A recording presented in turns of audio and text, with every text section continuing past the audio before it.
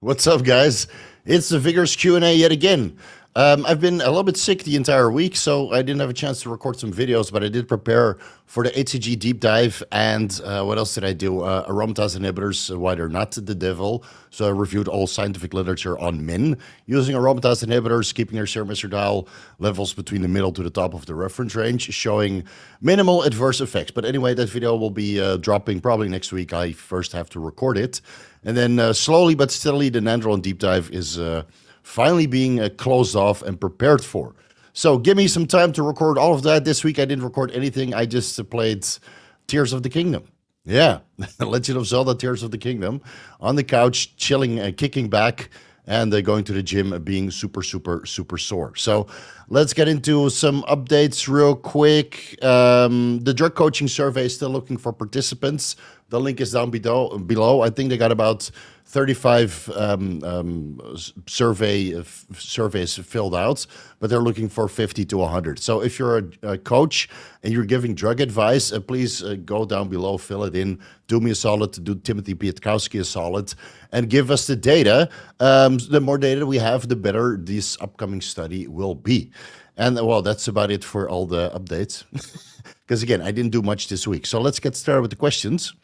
Starting with the membership questions first. Mr. Bean asks, can you suggest any recovery hacks or tips for dealing with the following 45 minutes of hard mixed martial arts or Brazilian jiu-jitsu sparring, then 4 hours later doing an hour of lifting? I would like to squeeze in 2 2 times a week. I don't know, eat some good food, get a nap extra in between those sessions. And well, it's too short to do an ice bath, right? Too close to do a sauna will be too depleting. But maybe on the other days you do an extra ice bath and an extra sauna to kind of help with recovery. And maybe taking like 3, 4, 5, 6 IUs of growth hormone before bed to improve sleep quality and recovery overnight. That's something I would do. I mean, with MMA and Brazilian Jiu-Jitsu, you can't be too heavy. And of course, you're doing lifting. So we're not going to go on a gram test or trembolone or anything else. TRT and maybe increasing the growth hormone, adding some IGF-1, or maybe some insulin on rest days to kind of help with the nutrient partitioning. And that way you can recover just fine. But I think a solid 1 hour nap in between MMA and lifting is probably your best chance in having a good productive workout on both sessions. Robert Malik asks, hey Steve, IGF-1 LR3 versus IGF-1 LR3 receptor, great. Dosage difference, schedule difference, bacterial status for both. Any other thoughts on one versus the other? Both use them for the best results. I've only seen 1 or 2 websites post the receptor grade IGF-1, and I don't think there's any difference. I mean, correct me if I'm mistaken here, but I think it's just marketing. I talked with some guys at the Chinese peptide suppliers. And as far as I can tell, it's just the same. Maybe the receptor grade is a little bit more pure, but I mean, IGF-1 LR3 is going to attach to the receptors anyway. So if it works, if it shows up on blood work, then it's going to be receptor grade. So I'm not entirely sure what the difference is. Maybe it's a purity or potency thing, but I haven't talked to anybody who said that they noticed the difference besides the difference in their wallet, because receptor grade is maybe $5 to $10, $20 more expensive per 1 milligram. And since I don't hear any anecdotal reports saying that the receptor grade is 10 times better than a regular IGF-1 LR3, which seems to work just well if there's some third-party testing involved, I would say go with the best deal. And you just use bacteriostatic water. I know everybody says that you need to use acetic acid to reconstitute your IGF-1, but there's no pharmaceutical acetic acid out there. And I'd rather not use a diluted acetic acid from some dubious underground lab when that's the majority of the compound that I'm injecting, right? So I would just mix it with bacteriostatic water, 200 micrograms. So that's 5 days. It will be good enough. And again, people really like to overcomplicate it with the IGF-1. I mean, I dilute my Increlex with bacteriostatic water or sterile water even, because the ratio between acetic acid that's already in the Increlex to the amount of IGF-1 that's in there will be the same, right? Because I dilute the IGF-1 and the acetic acid, so the ratio between those two compounds is going to be exactly the same if I mix it with sterile water. So that's what I do, and well, look at my serum IGF-1 levels, sky fucking high. All right, next one. Free Me USA. Welcome to the Vigorous crew. First question incoming. Steve, can you comment on the difference in expected effects of Alcoholic Anonymous, Stampede, and Ultra Instinct? I'm not sure about Ultra Instinct. I haven't looked into that compound, but Stampede I like. Yeah, Stampede and Super Shredder I like a lot. Well, you know what? Let me have a look. Maybe it's something I need to order myself. Why am I going to Reddit? Google is failing me again.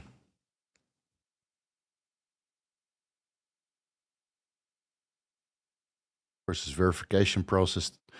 Just for fuck's sake, Cloudflare.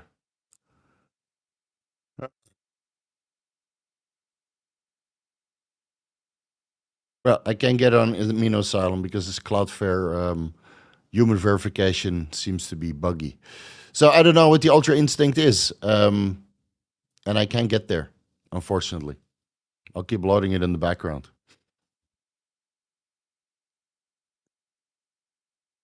What is Amino Asylum? Can't even say that name, right? What is Anabolics Anonymous doing? Next one. LA gym dude, 42 years old, 89 kilograms, 180 milligrams testosterone per week, on your libido protocol for 1 year. Okay, fantastic. That's good to hear. Then 4 months ago, nothing. Libido on low, no change to your protocol. Should I take a break from the protocol? Test is 1200 nanograms per deciliter, SHBG 25 nanomoles per liter, free testosterone 37 nanograms per deciliter. Okay, so maybe it's not hormone related. Maybe it's stress related. Maybe you're dieting. Maybe you're not sleeping enough. Maybe your partner is no longer hot. Maybe you lost respect for your partner. I mean, there could be a multitude of different things going on. If it worked before and suddenly it stopped working, then maybe it has nothing to do with the protocol. Maybe you need to look elsewhere. And again, that could be sleep related. It could be lifestyle related. It could be maybe you're just bored with your partner related. It could be a multitude of different things. Or maybe you just started masturbating a lot more to obscure porn and you can't get off on the real world anymore, right? I mean, the protocol will work, man.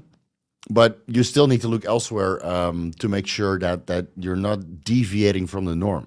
So maybe it's just time for a little break from your partner and go fight for some sex somewhere else. But no, I hope you figure it out. Anxious Cowboy, welcome to the Vigorous crew. What's up, Camillo? Should be a good one today. Hopefully, I'm a little bit sleepy and still a little bit sick from my China holiday, but we'll power through. Benja Heights asks how to assess if topical finasteride or dutasteride you mean monotherapy and oral and topical minoxidil are affecting my hormone panel without previous blood work. Currently on 12.5 milligrams in clomiphene and 3 IUs growth hormone. Well, you can always do your blood work now. You check your total testosterone, free testosterone, estradiol, sexual binding globulin, luteinizing hormone, follicle stimulating hormone, and dietary testosterone levels to see which one of these are off. And obviously, dietary testosterone is going to be in the gutter because you're taking finasteride and dutasteride and minoxidil. Well, minoxidil it doesn't block the conversion, right? That's kind of Cortisol. You're taking oral minoxidil. Jesus. Well, I go do some blood work. It's probably horrendous. It doesn't sound like a good idea to me. I hope it's worth the hair loss prevention. Let's see. James asks, what are your best practices when it comes to introducing PEDs to address a deficit in a gym? You're experiencing some joint discomfort, deficits? You mean joint discomforts? Switch to nandrolone or try to figure out what's irritating the joints through trial and error? Well, maybe you need a week off. Maybe your serum estradiol levels are low. Maybe you're on Winstrol, and that's the reason why you have joint pain, right? There could be a multitude of different things. But if you don't want joint pain and joint discomfort, and you want to kick ass and chew bubble gum, then it's basically the joint and connective tissue injury video that I already posted. Testosterone, nandrolone, Anavar, growth hormone, and keeping your estradiol levels somewhat elevated. And I think that's the most joint lubricating and protective cycle you can run. And if you're not on any of those or just testosterone, then, well, you have nandrolone, Anavar, and a growth hormone to add. Of course, you don't want to add in the growth hormone to the point your serum estradiol, or your nandrolone to the point of your serum estradiol is so fucking high that you also get the gynecomastia as a complementary side effect. So do some fucking blood work. Andrew Gillick asks, hey, Steve, does exogenous testosterone also get suppressed by cortisol, or is this only the case with endogenous? So exogenous testosterone, once you inject it, it's going to be there. And that actually suppresses cortisol secretion quite potently. But the endogenously produced cortisol in stressful situation can suppress endogenously produced testosterone. So if endogenous cortisol is high, testosterone is probably low. But if exogenous testosterone is high, then endogenous testosterone is also low. But as a result of that, endogenous cortisol is also going to be low. So if you take exogenous testosterone, unless you're doing a contest prep and a lot of cardio and you're not sleeping a lot and you're doing a lot of fat burners and the tremboloni sandwich, then cortisol is a little bit of a non-issue. I don't see how men can be stressed on TRT or there above. Or maybe they're high-stress individuals that have high-stressful jobs. But in most cases, anything over TRT will suppress cortisol levels. And again, if you're a high-stress individual or you're undergoing a contest prep, then look into Emodin or Calm by Gorilla Mind. Right? Those two products are very, very potent in suppressing cortisol levels and just taking the edge off. And otherwise, there's always weed or kratom, even though that kills your productivity. So you have to pick your poison, right? Morphix asks, hey, Steve, any plans to have Menno Henselmans on your podcast? I'm not against it. I like the one collaboration he did with Chris Will X, but I don't think that there's so much we can discuss because he's natural and he doesn't really look into the performance enhancing side of things. So we could discuss training and protein synthesis, but usually that doesn't really do well on my YouTube channel. Right?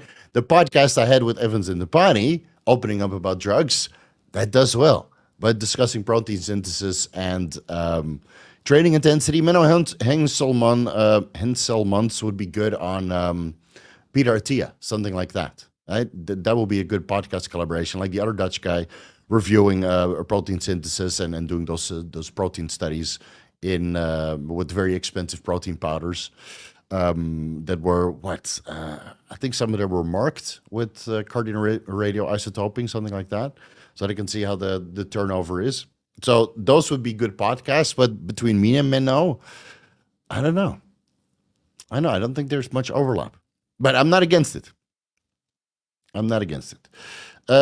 HTO, Mr. Water asks, not sure if other members, viewers are interested, even though I'm going to do an updated Thailand cost of living specific for bodybuilders. I may selfishly want to see this. I don't know if people want to ask, want to see it, let me know down below. I can make a video about that, about gym memberships and food costs. And I think I did that already a while ago, but we can do an update. Let me know if you want to see it. You have like 2 people ask for it, and then it means that there's no views. So I'd rather focus on stuff that people will watch. But anyway, if you want to see it, just ask for it. And if you see a comment asking for this down below, then don't forget to like, so we can get the likes and the algorithm going.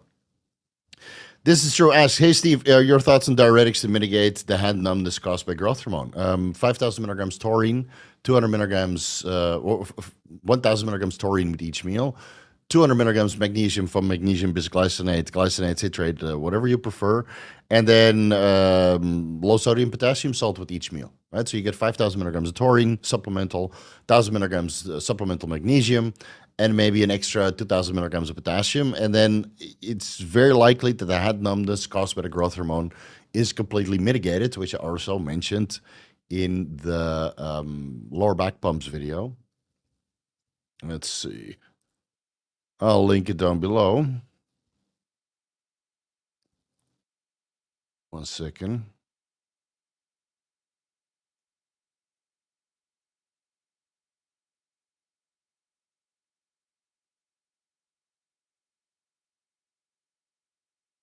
All right. It is there. That will give you some ideas, but I'm not really for long-term diuretic use. If you want to use hydrochlorothiazide and you're prescribed it, I had it because you're using really a lot of growth hormone in high-dose cycles, like Chase Irons, for example. There's no way around it. Okay, so be it, right? But look into the other options first, because taurine and magnesium and potassium also helps with blood pressure management and overall muscular contractions. So you're having 3 benefits instead of using a diuretic, ultimately maybe potentially putting some pressure on your kidneys.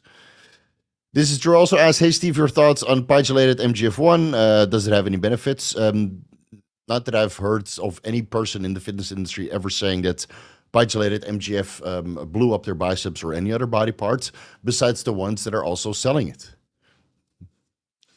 So, no man, I use it myself, pre-workout, post-workout. I've used IGF-1 Des pre-workout, post-workout. I've used IGF-1 LR3 pre-workout, post-workout. That actually did something, and now Increlex that also does something. But IGF-1 Des and pegylated MGF, I never got anything out of it. I mean, fuck, man, if you take 5 IUs of insulin, you get a better pump. 5 IUs Humalog with the 20 grams per unit, so that's 100 grams of carbs intra-workout. I get much better results from that, and it's infinitely cheaper. So don't believe the hype. Pegylated MGF. I've yet to hear an anecdotal report that it actually works from a person that is not financially incentivized to talk about it or selling it. Biscup asks, hey Steve, I can't find any non-Arachis oil pharmaceutical Deca. Yeah, that's not available. All pharmaceutical Deca is in Arachis oil. So have to flip the coin with probably an underground lab. How long after starting Arachis oil would you test your high sensitivity C-reactive protein? Would 1 to 2 weeks be enough time to see if there's an increase? We'll test again 4 to 6 weeks later. Dude, after 1 shot, your C-reactive protein will increase if you're having an adverse effect to the Arachis oil. So 2 weeks is more than enough time. Run it sub-Q, intramuscular, whatever you prefer. I would do sub-Q to kind of test the waters. Because, you know, if you're allergic to Arachis oil, you would definitely get some sort of site irritation, some redness, some hotness. And if you go with a sub-Q shot, at least you don't cripple yourself. Because if you go intramuscular in the glutes or quads, now you can't walk. All right, so do a couple test shots first. And then, yeah, check your C-reactive protein 1 to 2 weeks into that protocol. And again, if it's elevated, throw it in the trash. I go with underground lab instead, or homebrew. Dubster Buster asks 300 milligrams testosterone with 10 milligrams Anavar per day. Sounds like my cycle. 0.25 milligrams Anastrol Monday, Wednesday, Friday. I want to add in Proviron to lower SHBG. Right now it's 113 nanomoles per liter. Oh man, that's really high. That's really high.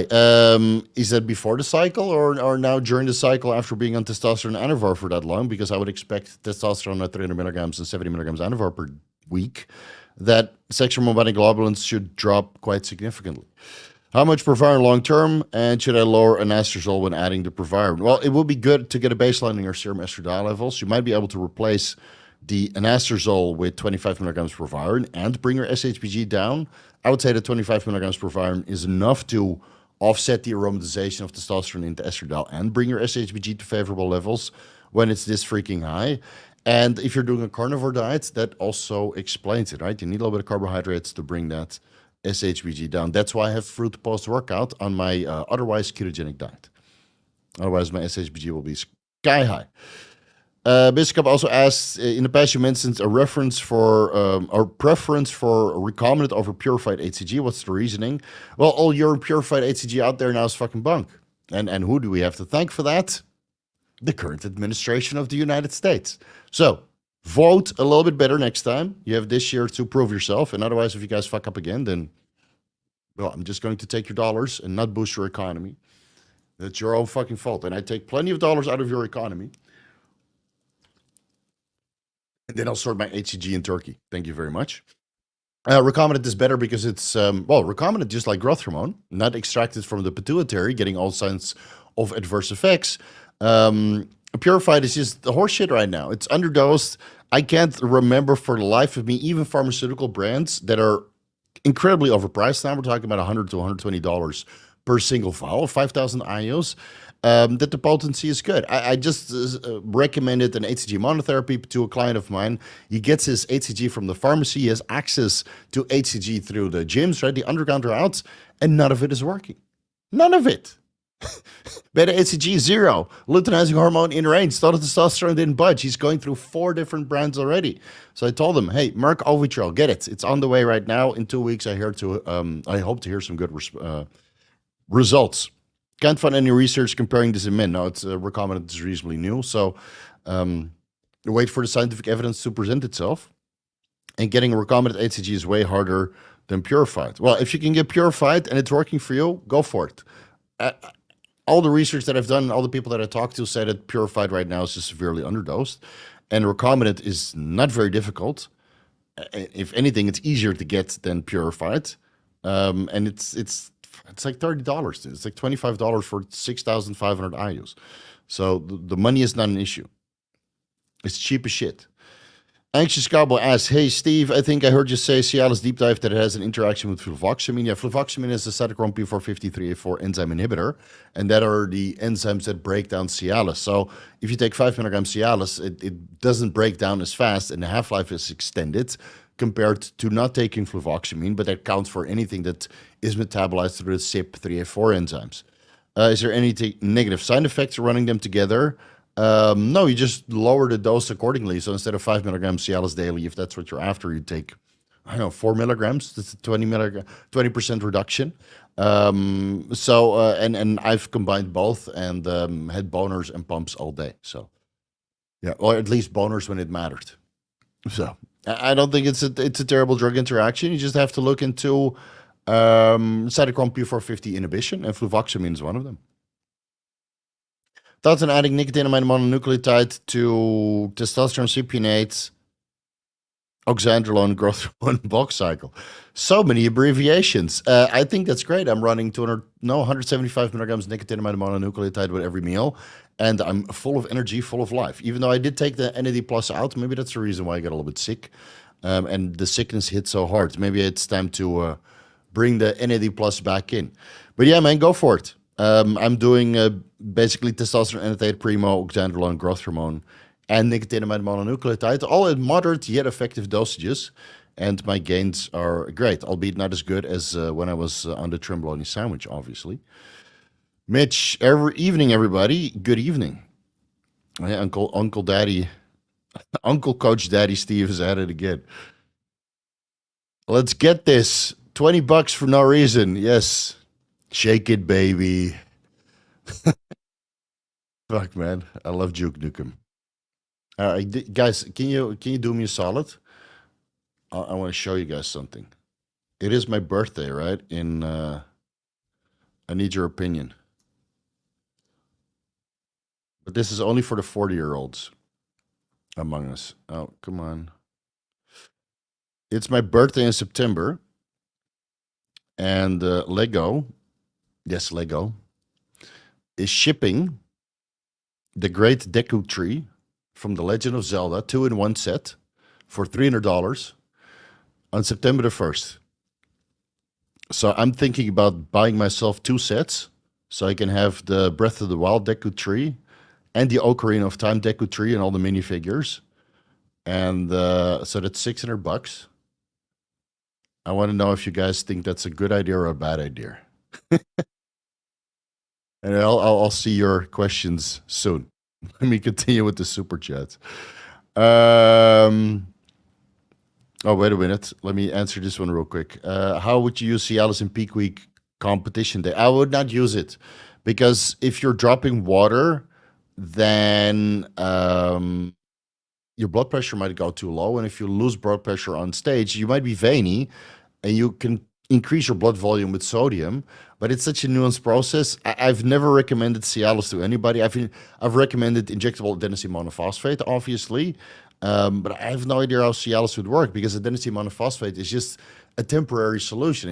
It acts for maybe 30 minutes, creating a boatload of fullness that usually lasts, but the vasodilating effects are in and out. The fullness stays, but the vasodilating effects are in and out. Whereas with Cialis, the vasodilating effects are the entire day. And I always wonder if that would dilate the endothelium and the capillaries, those little small vessels in the skin. So you do adenosine monophosphate and then you clean that up with a vasoconstrictor, like caffeine, for example, and then you stay pretty tight. So no, I don't think it's a good idea, but maybe somebody recommends it. Let's see, Eric. I've been using testosterone enanthate 300 milligrams per week. I'm going to Greece for 2 weeks. I'm not going to bring my stuff. Can I pin 500 tests on the canoate before I go in the last 2 weeks? Yeah, that's totally fine. You can even pin 600 milligrams or 650 to compensate for the difference in ester, right? Because the undecanoate ester comprises more of what you're injecting compared to the enanthate ester.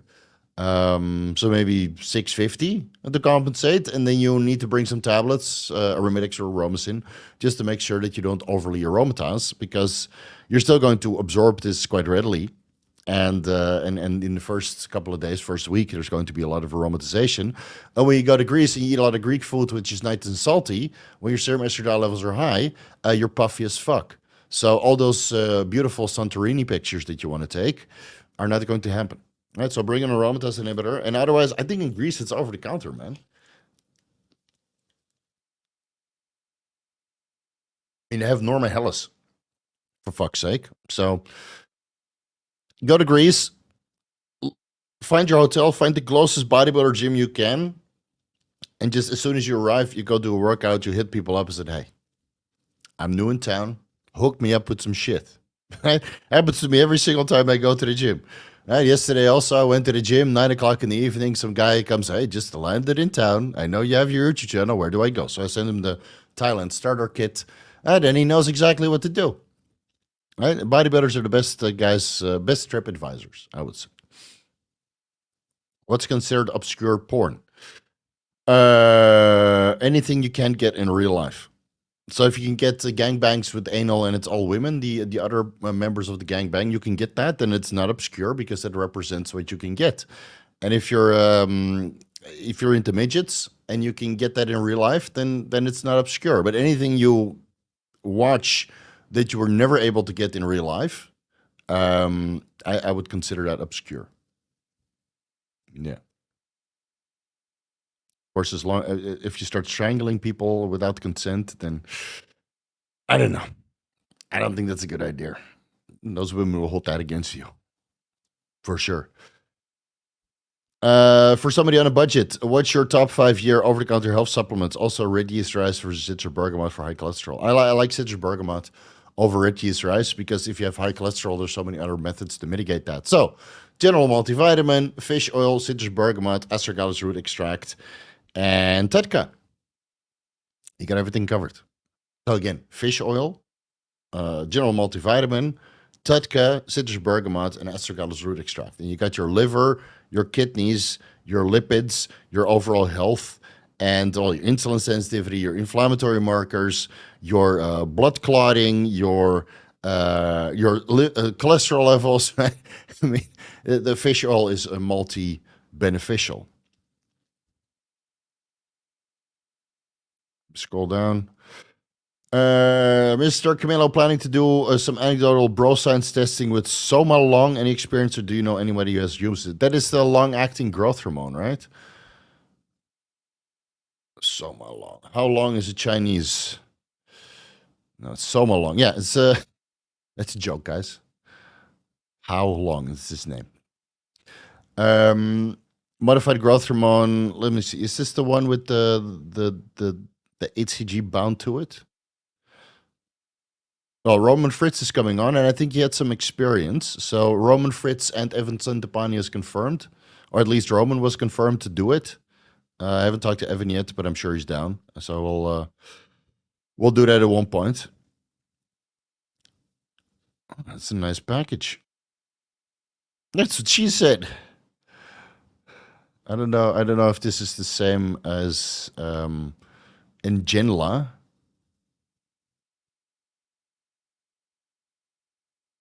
One.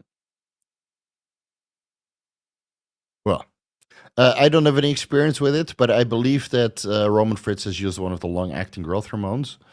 So we'll ask him when he comes on. Mitch, it's been 2 years since your Semax and Solang video. Have you used it either? I've used Semax today, but I haven't used Solang. Solang was a little bit too stimulatory for me, weirdly enough, because a lot of people say that it's sedating. Oh, it might be different than everybody else. I use Semax maybe a couple times a week. Yeah, I like it. It's good for libido too. Fucking orgasm quality. Fuck me, dude. Stars. Yeah, I see stars after I come. It's great. Uncle Daddy Steve is on the Cmax ejaculation, or Cmax, however you pronounce it. So, yeah, I still use it. Solank, I know, I like Cmax more. Makes me feel better, more dialed in. Cmax and Nupept. Oh, man. Even when you're sick, you can review scientific evidence for days. Hey Steve, on holiday now, right now, so may not be able to catch up with the chat. Bandits, Copenhagen, hella nice. Can heartily recommend. Oh, Copenhagen is nice. Or so I've heard. I haven't been there myself, but enjoy, man. If you're on holiday, then no need to work. Just enjoy the city and have a couple beers for me. Any Vigorous movie this week? So somebody recommend Love. What was it? Somebody recommended Love Lies Bleeding. That was a good movie. It was fun. Bit violent. This is like a low key bodybuilding movie with Kristen Stewart and Katie M. O'Brien, which was in Ant-Man and The Mandalorian, and it has Ed Harris. I mean, what more do you want? And Ed Harris is fucking cool, and Dave Franco. So that was a cool movie. I can recommend that one. Somebody recommended that in the comment section. It might have been a Dubster Buster himself. And well, The Boys season 4 is out. That was good. I think that's about it. Yeah, I haven't really watched much. I've been playing video games. Yeah, forgive me. Let's see. Dr. Dryden. I'm 26-year-old fit natty with follicle stimulating hormone 2 IUs, SHBG 19, LH4, testosterone 380, estradiol 144 picograms per liter. So that's towards the top while everything is low. Why would my follicle stimulating hormone and luteinizing hormone be so low? Well, because your serum estradiol levels are reasonably high. So the estradiol is the most prominent hormone of the negative feedback of the pituitary to testicular signaling in the form of luteinizing hormone and follicle stimulating hormone. And if you bring your estradiol levels down by watching the aromatase inhibitor videos, which you can use the over-the-counter supplements to get that down, including metformin and Cialis, apparently. Now, that's technically not over-the-counter, but, you know, it's certainly easier to acquire than steroids. And usually the steroid sources also have those, so you can get your hands dirty with sourcing before you take the plunge. Would starting at TRT be a bad idea because of my high estradiol? No, you would use an aromatase inhibitor to bring that down. So I want you to watch that over-the-counter supplement aromatase inhibitor video and wait for the medical aromatase inhibitor video, which will drop sometime next week. Hopefully I can record that on Monday. And then that will give you some ideas. And otherwise, well, there's another video on over-the-counter supplements and before TRT, things you can consider. Try this before TRT in your first cycle, which are basically explain everything you need to pay attention to and alternatives you can look into before you even take the plunge. Because it's in many cases, you know, based on what you're describing, your body fat levels might be too high, you know, phytoestrogens that you're consuming. There's a lot of lifestyle choices you can probably make to bring your serum estradiol levels down and thus your testosterone levels up because now follicle stimulating hormone and luteinizing hormone levels go up. And then your overall, you know, health parameters, quality of life, and libido will improve also. So give yourself 6 months to improve your hormone panel. You say that you're fit, but based on his blood work results, I would say that you're not fit and you have some room for improvement. Yeah. Legend of Zelda is only for 40-year-olds. Yeah. I mean, the Breath of the Wild and, you know, Tears of the Kingdom is reasonably new, but I got introduced to A Legend of Zelda with Ocarina of Time, which is still the best video game to date. I mean, pulling that sword out and then becoming an adult, if that isn't the best metaphor, you know? No, everybody says to go for it. 100% good idea. Liam said he's a nerd. All right, you're in timeout. Here, put in timeout. See you later. All right, I might have to buy myself some Lego again. I'll go to Holland first and pick up all my old Lego, which I kept because I need to stock up on Lego for the moment comes that we have a baby. No good news so far, so don't get too excited. At one point, though, hey, Steve, have it expired size in 5 milligrams was a few months old. Would it be okay to use? Yeah, if you kept it in the fridge the entire time, then just use it, man. Yeah, watch your turinabol video. Think about why it increases endurance. Looking at the structure of turinabol, it's basically oral boldenone. No, that's the anabol is oral boldenone. This is a chlorine molecule in it. It's vastly different from boldenone. So probably it increases performance through erythropoiesis. Based on the clinical evidence, well, there's not so much. The erythropoiesis didn't really improve that much with turinabol. If anything, it increases the potential for cramping because it's an aldosterone synthase inhibitor. So that's why a lot of guys cramp on turinabol. But the Anadrol is basically oral boldenone, but it's methylated, so it still has vastly different actions, and it metabolizes into methyl estradiol through its methylation. And a boldenone, if it metabolizes into anything, it's estrone, but it doesn't seem to happen in a lot of individuals. So it increases endurance. Why? I don't know, but it does. So if you want to increase endurance, low-dose testosterone, boldenone, and turinabol seems to be the way to go. If you want to increase endurance with steroids, which I don't think is a good idea. There's much better compounds out there, and that's why I have an entire deep dive video series on how to optimize endurance. This is true. The last few times I injected my quads, I got a significant amount of bleeding.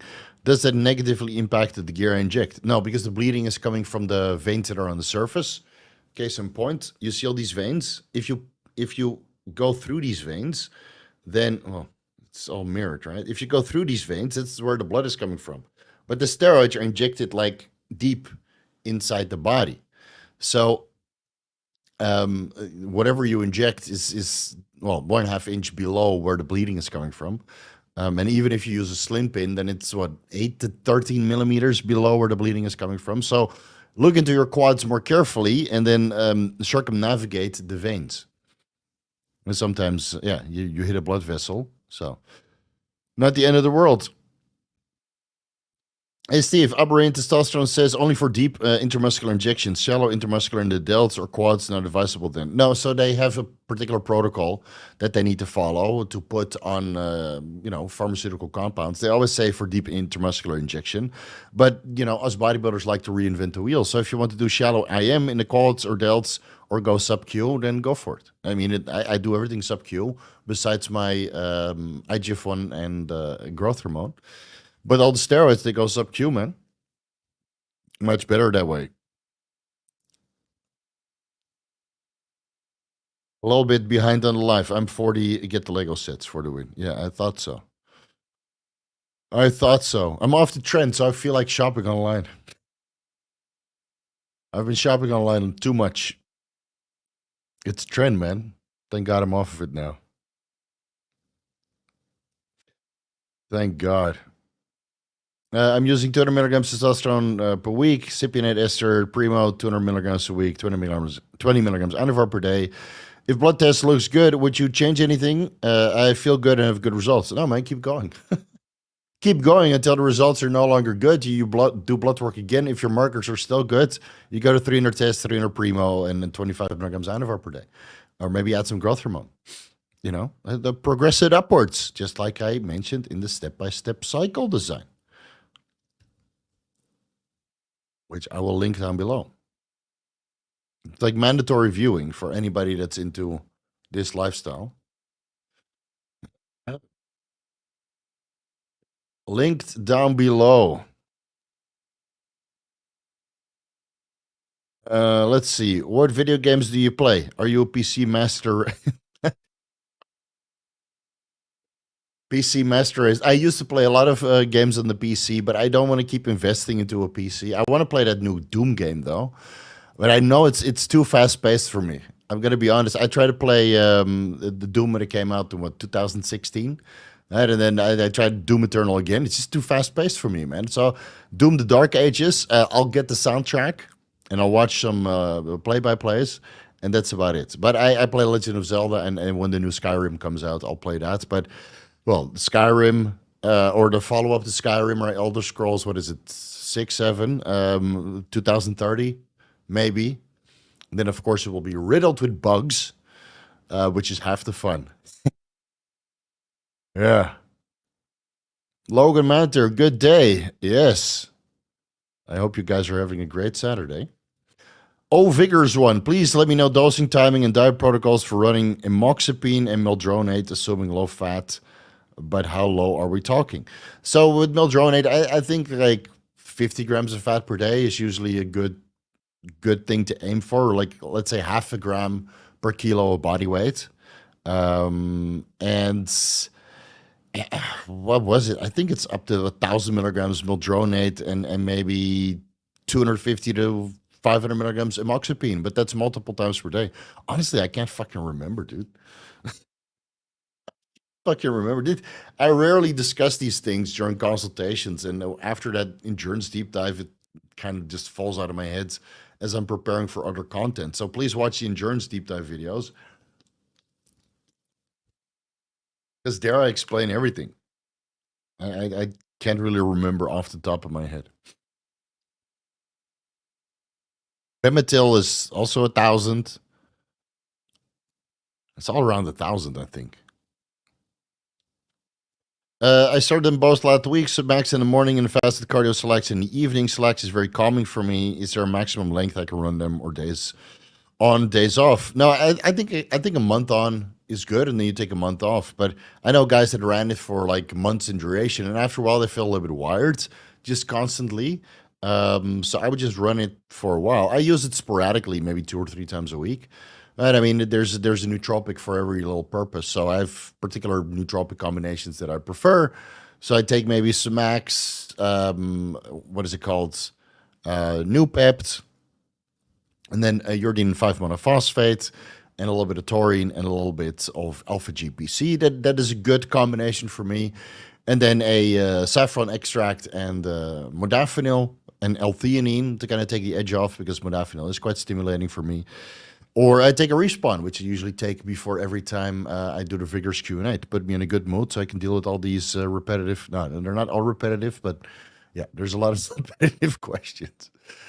Yeah. What's coach playing? It's just Legend of Zelda. That's it. Easy. Don't have to think. Nice and easy, even though I would like to have, a little bit more complicated puzzles. It's not too challenging. So at the end of the day, just kick back, lay on the couch, and explore Hyrule. Mitch, I started taking both of them. I just answered this one. Why is Max and not cerebrolysine? Cerebrolysine I don't have in stock. But at one point I will add in the cerebrolysine. Yeah, I don't want to commit to 5 ml shots yet. Because then I'll run it for a month. And I'm happy with having no scar tissue in my quads and glutes anymore. Male, 25 years old. Natty, want to increase anabolism. Scared to never recover testosterone levels even with PCT. Is that a myth? That's a myth. And what to consider? Your insights, please. Do research. Do a lot of research because it sounds like you're not ready to commit. And until you've done enough research to the point you feel ready to commit, then you shouldn't commit. So what can you do today? Increase anabolism, reduce your training volume, increase your food intake, increase your training intensity, and increase your sleep quality and sleep duration, and maybe take some creatine and glutamine. That's all you have access to, right? If you want to stay natural. And then you can look into over-the-counter test boosters, which have marginal effects. Right? Icing your nuts have marginal effects. Cialis is a way to increase androgen receptor content. You might be able to get a slight amount of anabolism out of that, but we're talking about 1 to 2%, which you probably don't notice. Beta-Dor H&B might be beneficial if you're in a caloric deficit. And until that time, you just keep taking those and stay away from the steroids because it sounds like you're just not ready. Because otherwise you would know that you would be able to recover your testosterone levels. And for most of us, it's a lifetime commitment anyway, because when you go on cycle and you recover your testosterone levels, I mean, I had 850, 900 nanograms per deciliter, doesn't feel the same, man, as being on cycle. So it's mentally addictive. It has nothing to do with your testosterone levels. Even though if you do get androgen deficiency, obviously you feel kind of ass, but dude, man, I was top of the reference range and using growth hormone and Increlex, and I was still like, fuck, man, this doesn't even come close. Mentally addictive. Physically, I was fine. Anxious cowboy. I got an ultrasound that showed varicocele in the left testicle. My test is naturally high, 750 to 850, natural in my late 30s. Can I test the varicocele by taking HCG to see if my test rises or stays the same? Yeah, you can try that. You have gradations usually in the varicocele, so ask the sonographer what the grade of the varicocele is, because again, it's imaging, right? So it's up to the sonographer to diagnose you with a varicocele and then which kind of grade it is.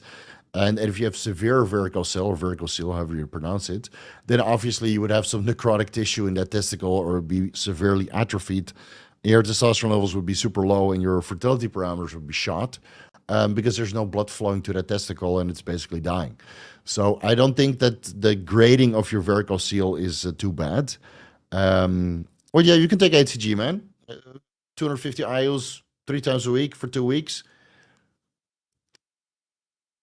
Then you double it for 2 weeks, and then you double it for 2 weeks, and then you double it for 2 weeks. So you go from 250 IUs 3 times a week to 500 IUs 3 times a week to 1,000 IUs 3 times a week to 1,000 IUs every single day if needed. And at one point, you'll feel absolutely fantastic. Maybe your nipple starts to get a little bit sensitive. Then you do blood work. See where it's at. Mr. Camilo, I'll be 49 this week. I would love to join this Lego party. Yeah, dude. Do it. Do it. I looked at the entire Lego website, but that's literally the only thing I want to buy. And again, I might feel a little bit different after I go to Holland and I have a look at my Lego boxes. Because I think I have like 25 kilos of Lego that my mom forced me to keep because she said at one point you'll have kids. And she's right. So now that I'm going to Holland in a couple of weeks, I'm just going to pick up all the Lego that I still have or ship it here. And then in preparation for having kids. But I'll have a look at that first. And then if I feel... you know, some sort of, how do you call this? Warm, fuzzy feeling come over me, right? Memorabilia. Then I might put in an order for 2 of these Deku trees. So I can build 2 different Deku trees and put them on display somewhere in a cabinet that my cats can't touch it or choke on little Lego pieces. And then it will be there. All right, coached by Roland. I finished my PCT today and can't wait to get back on gear. How long should I wait? 3 months. Also thoughts on test decamastron, mastron only for estradiol and water retention. Okay, that's fine. That's fine. 500 test, 200 deca, 500 mastron, or 300 mastron, whatever. Yeah, no, 500 test, 200 deca, 500 mastron sounds good to me, but you can start lower and build your way up. If you just finish your PCT, you need to wait 3 months before you get back on again because it usually takes about 3 months for hormone levels to balance out. And just because luteinizing hormone and follicle stimulating hormone and total testosterone levels are high on selective estrogen receptor modulators doesn't mean that they'll stay elevated. So you need to give yourself 3 months. So enjoy this summer vacation being soft and fluffy. Yeah.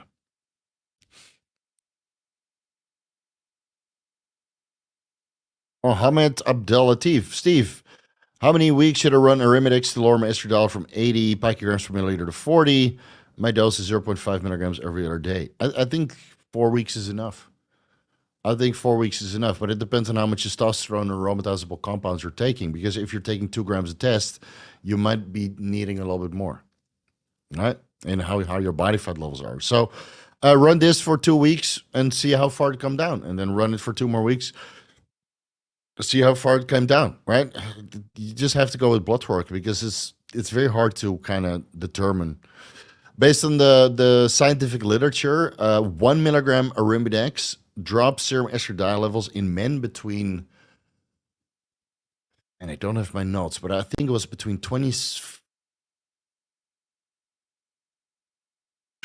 around 30 to 77%. But it depends on age and serum testosterone levels. So, and in women, it's like almost 100% on 1 milligram Arimidex per day. So, you know, it's a bit hard to tell. And that's without exogenous testosterone, obviously. And with women, it's in postmenopause. So how much testosterone do we even produce? Biscup, once I take over, I will make pharma products, all the good stuff, and make it over the counter. But to buy, I need to pass test proving your knowledge. What? Okay, is it talking gibberish? Good luck. If I homebrew oral suspended in liquid, what do you think of using them as an eye drops pre-workout? I don't know, just take it sublingually, man. Why would you ruin your eye? I mean, maybe your eye will grow. I think your eyes have androgen receptors too. I mean, we do know that eyes have estrogen receptors. That's why we get tracers from selective estrogen receptor modulators, clomiphene specifically. And, well, it also has androgen receptors because S4 will turn your vision yellow. So I don't do it, man. If you want to take an eye drop of something, take LSD. Take LSD. That would be the only eye drop I would look into, or something for pink eye. Carlin asks, what do you think about adding 4 IU's growth hormone per day, split 4 IU's 1 IU with rapid acting insulin before meals, insulin dose adjusted to the carb meal? Yeah, I can do that. I mean, if your insulin sensitivity is good and the fat with each meal that you're taking is low, because again, you get a little bit of lipolysis from each growth hormone injection that you do, and that might mitigate insulin sensitivity. But then again, if you do your daily fasted cardio and your intramuscular triglyceride levels are low and you're on exogenous steroids or testosterone, TRT or there above, which improves insulin sensitivity, I don't think it's a bad idea. I know, tried it for a month and then try 4 IU's growth hormone before bed and then try 4 IU's growth hormone before fasted cardio and see what you like most. You know, there's so many ways to run it. And my overall idea is just to get it in. I get it in and enjoy the ride. And there's a pun in there, but it's getting late. The lab reports of my growth hormone says a purity of 98% and a dimer related protein at 0.318. Is this something to worry about or can this be ignored? Dimer is that growth hormone is bound together. Like insulin is dimers, right? Dimers and hexamers. So some insulins are 2 insulin molecules together, then hexamers are a multitude of different molecules together. So it could be that some of the growth hormone is stuck together, but it could also be the binders and the fillers, right, that are finding dimers, and related proteins could be degraded growth hormone in the lyophilization process,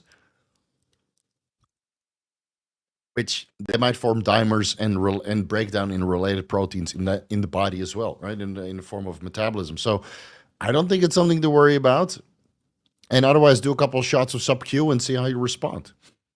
All right, it's finding 99.9% pure, even at pharmaceutical grade, is it's difficult. Yeah, I think it's around 99%, and there's always something else in there, you know, to kind of keep everything together. Steve, for the Legos, you need to go Titanic. Go big or go home, baby. Shit, but I don't have space for a Lego Titanic. I was thinking about getting the what is it, collector's edition Millennium Falcon. That's like this big, but I don't know where to put it, dude. And then once you start, and then you need to get the Batman tumbler, and then you need to get the Mandalorian ship. And then before you know it, I turn into a Lego collector. So no, I'll go home first, and then I'll have a look at what I have, and then I'll see if I want to buy 2 deco trees, because I'm not gonna switch back and forth. Expert Agent Insurance, man, it sounds like you're under your real Instagram, your real YouTube handle. Dr. Vigorous using testosterone, cypionate, and nandrolone at a 2-to-1 ratio. Got some UGL Primo dose at 100 milligrams per 1 milliliter. What's the other ratio for test Deca Primo to tame the IQ and side effects? I would do testosterone plus nandrolone in the 1-to-1 ratio with Primo. So if you're taking test cyp and nandrolone in a 2-to-1 ratio, then I would take 3 parts Deca with that, or 3 parts nandrolone. 3 parts Primobolan with that. Oh my God. Well, excusez-moi. So you take 200 tests, 100 nandrolone, and 300 Primo, as an example, right? That's a 2-to-1 to 3 ratio. So you combine the testosterone plus the nandrolone, and then you do that 1-to-1 ratio with your Primobol. 400 tests, 200 nandrolone, 400 Primo. 500 tests, 250 nandrolone, and 750 Primo, right, etc. I told you guys, it's getting late. Joe Campbell, are you the guy that I still owe a 20-minute personalized advice by email to, or no? If you're the guy, then hit me up by email. It's sitting there, waiting to be used. Mohammed, are that teen fake natties all over Instagram using insulin and growth hormone? No, they're too pussy to use that. They're using SARMs and orals. You can see by their lack of thickness. They lack a spine. Right? Men with a spine, they lift heavy, and then at one point they go into steroids and insulin and growth hormone. Right? You can see them a mile away. They're thick. They're nasty. They have their jaws thick. They're like Batman. But all these fake natty teens, they lack a spine. That's why they take SARMs. and MK677 and maybe some oral steroids. And then, you meet them. And I met plenty at the Mr. Olympia, and they're tiny as fuck, but they got some bicep veins. And then, of course, when they take their shirt off because they're still young, they have, no waist.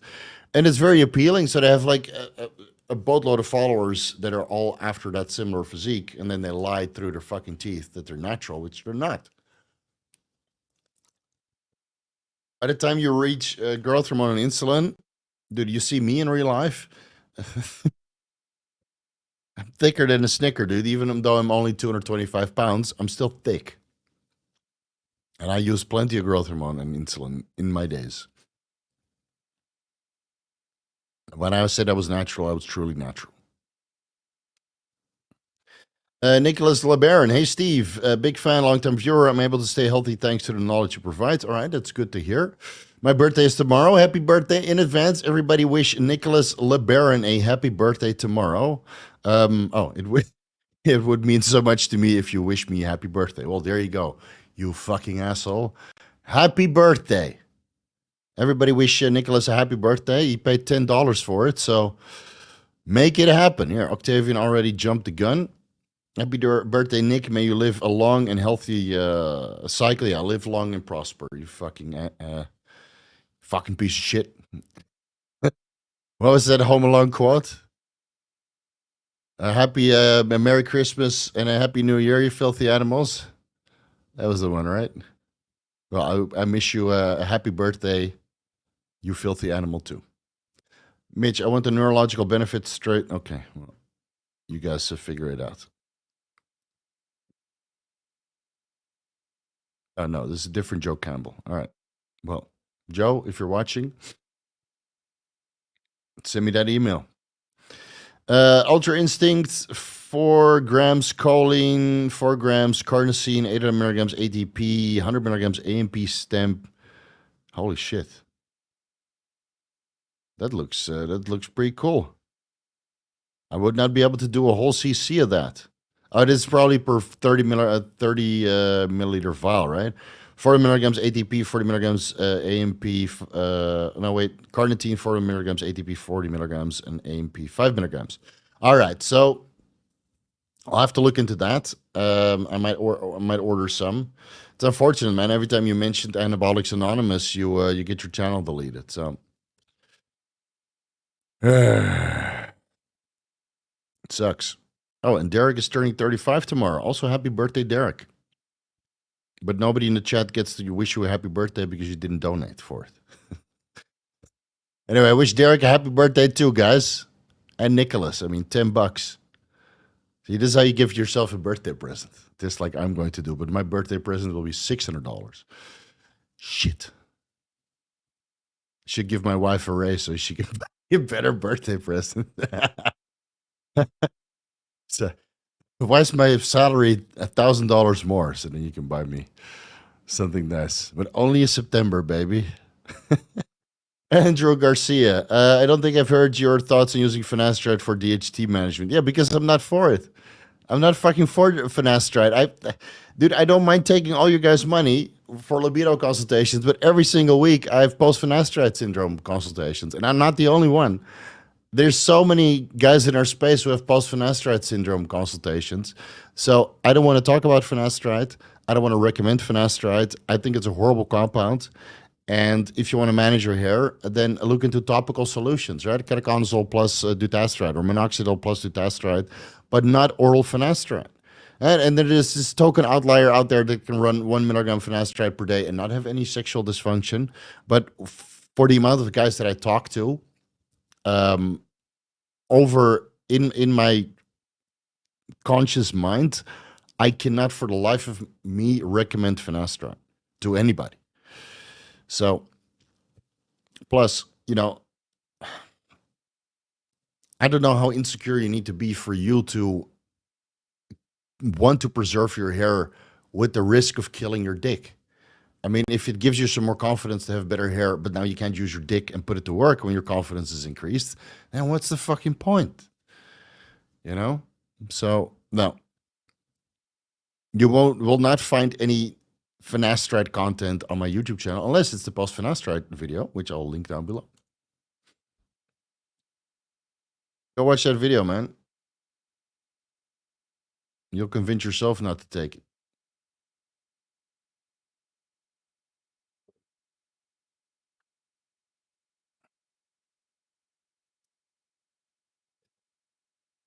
Max, hey Steve, I'm just subscribed. You're the man. Yes, I count for many.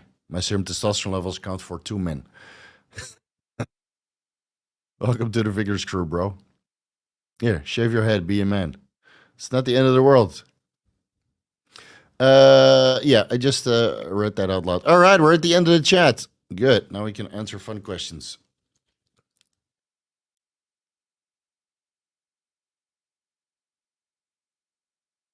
Dude, post-finasteride syndrome is not rare. And most people get away with minimal to no sides. If I go through my financials, no joke, I probably made over $15,000 with post-finasteride syndrome consultations last month. Last month, 15,000 on consultations. So it's not rare, dude. And these guys are fucking desperate to the point that they're willing to spend that much money to talk to me because I'm not the cheapest.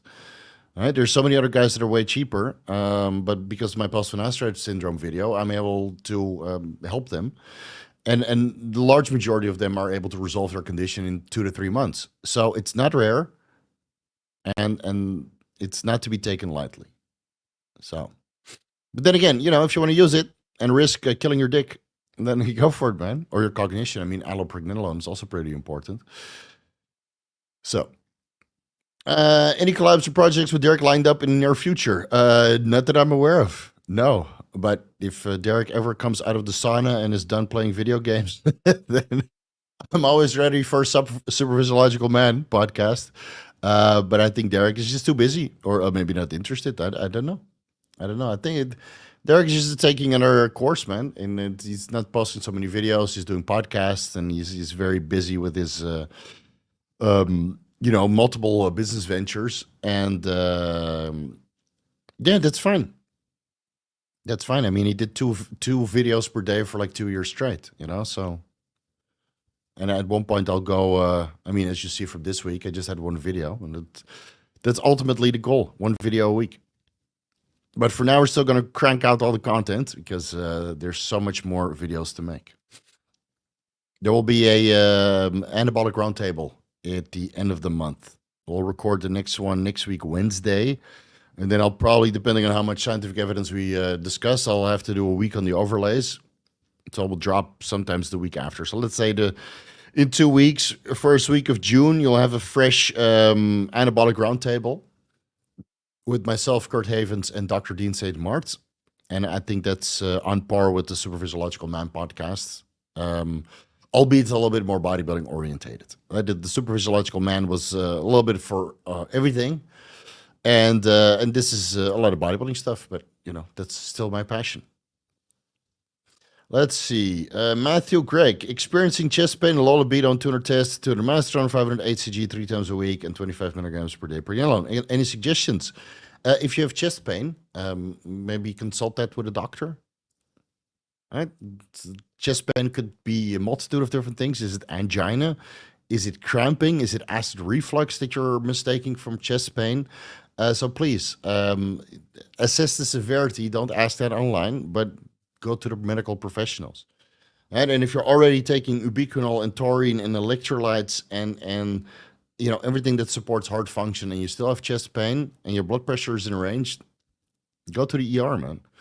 Don't fuck around. Because whatever you're taking right now, if it's all legit, I don't see a reason why you would have chest pain.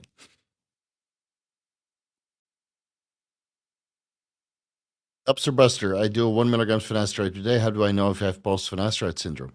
Well, if your dick doesn't work and you are cognitively impaired, then that falls under post-finasteride syndrome. But it's usually after discontinuing the finasteride that people start to complain. They have side effects on finasteride, and then they discontinue, and those side effects persist because they might have some 5-alpha reductase enzyme downregulation, and DHT levels stay chronically suppressed. So again, post-finasteride syndrome is a term coined by lawyers to you know, siphon money off the finasteride and dutasteride manufacturers So it's not something that's clinically recognized, but something that encompasses side effects associated with finasteride, mostly revolving around libido and cognition issues that are longer lasting after discontinuing the finasteride. When if you look at the half-life comparing finasteride to dutasteride, dutasteride is active way longer and suppresses DHT levels way longer. But they call it post-finasteride syndrome and not post-dutasteride syndrome, which would be more applicable.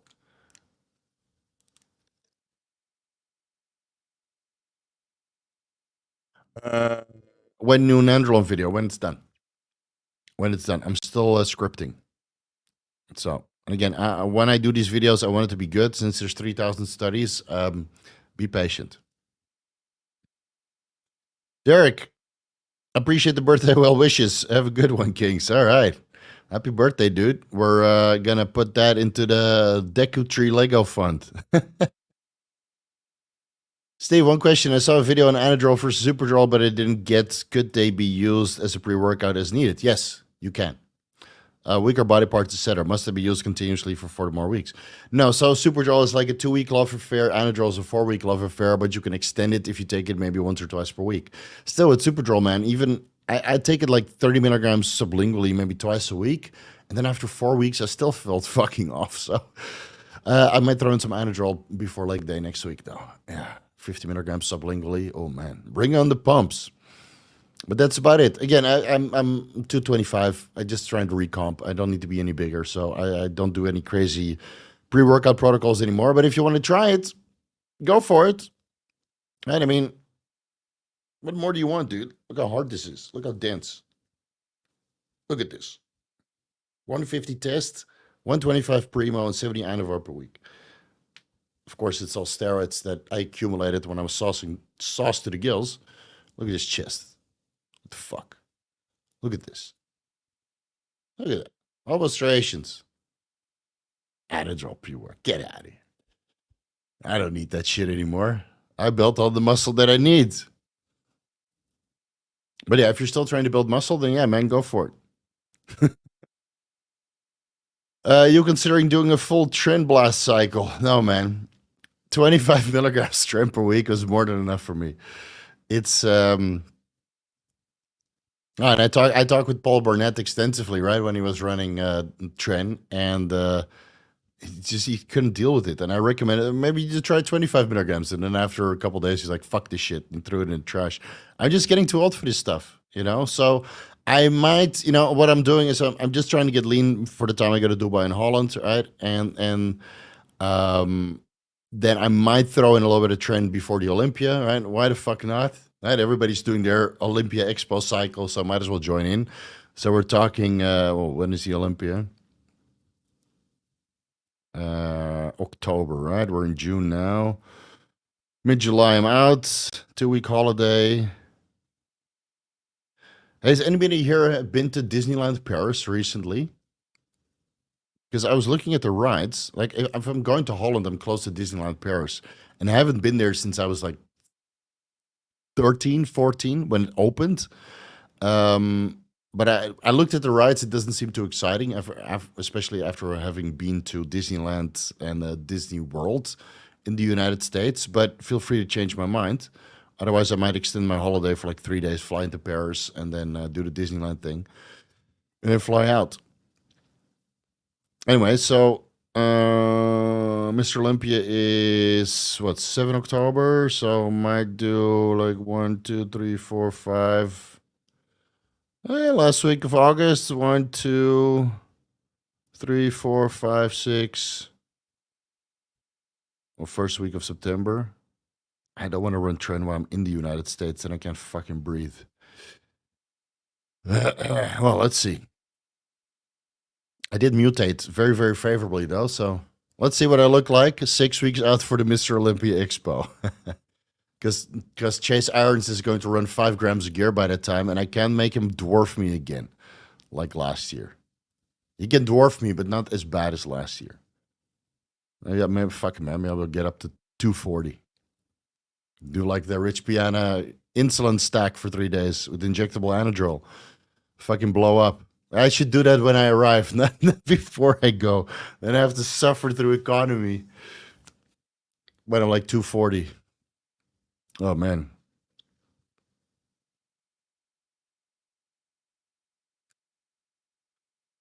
Hello there, said Obi-Wan Kenobi. Don't forget to hit the like button. Actually, it's not needed, man. I'm getting so many views on these live streams. Sometimes more than the regular videos. I don't know why you guys like to watch to me. I mean, last week I got, let's say, 10,000 and a half views. The week before that, 14,000 views and 16,000 views and 10,000 views, 15,000, 20,000. But of course, it had Tremblone in the title. So, of course, you get 20,000. But I mean, 20,000 for a live stream, that's not bad, man. So if you want to hit the like button and help with the channel, then go for it. Damn, that one made like 500 bucks. Holy shit. That's good. That's almost a whole Deku tree.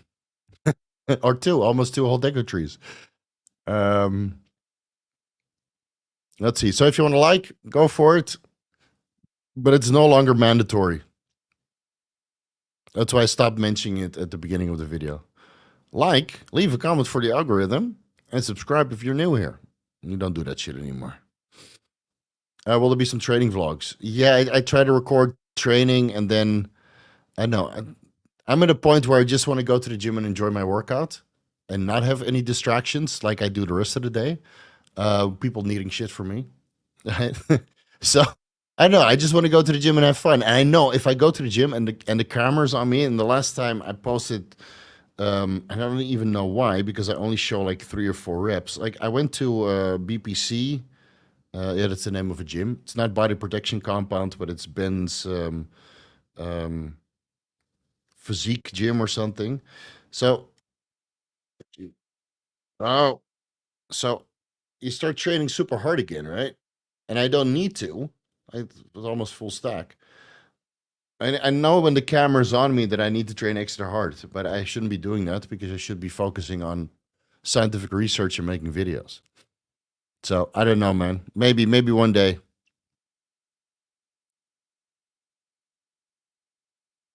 Maybe one day. Hell yeah. You believe in a specific testosterone to estradiol ratio for naturals? Do you prefer to always keep estradiol in a certain range?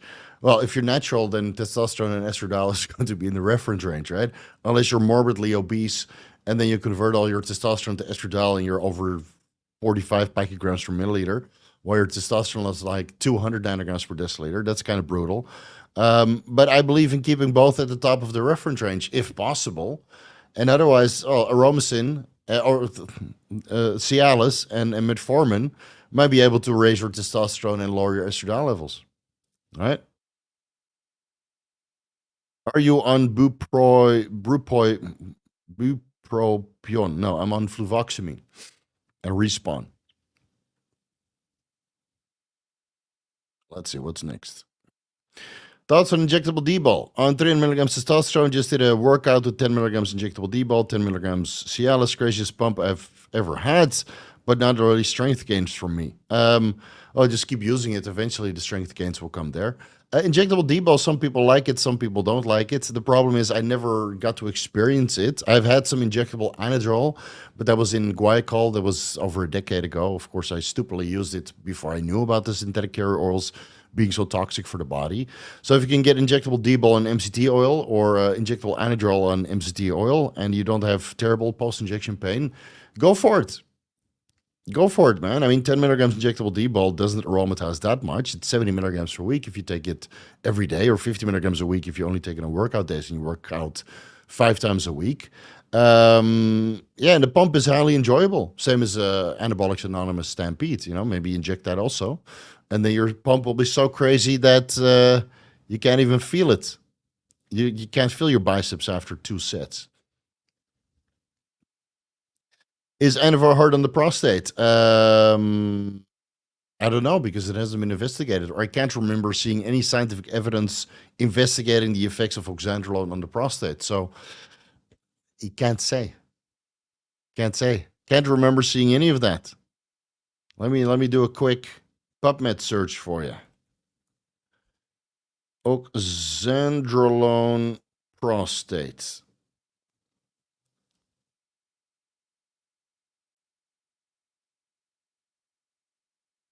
Okay, a lot of rodent studies.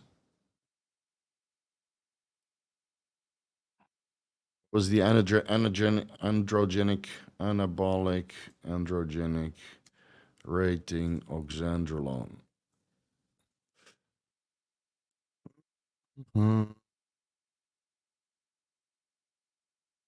Actually, I have that on my website. 1 second. I already forgot.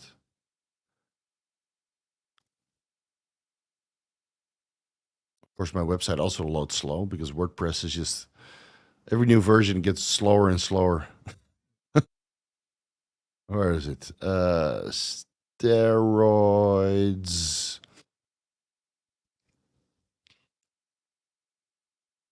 So there's 4 studies on PubMed. They're all animal models, oxandrolone and the prostate, if you search for those terms. And I think that the androgenic rating from the Hertzberger bioassays is lower based on the prostate, but I could be mistaken. So let me whip out my invisible calculator and calculate that for you while my site is loading.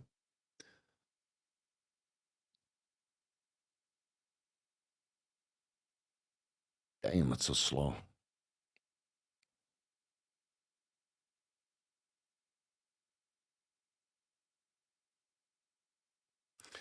I should redo this website. Actually, I should do a lot of stuff. I just don't have the time.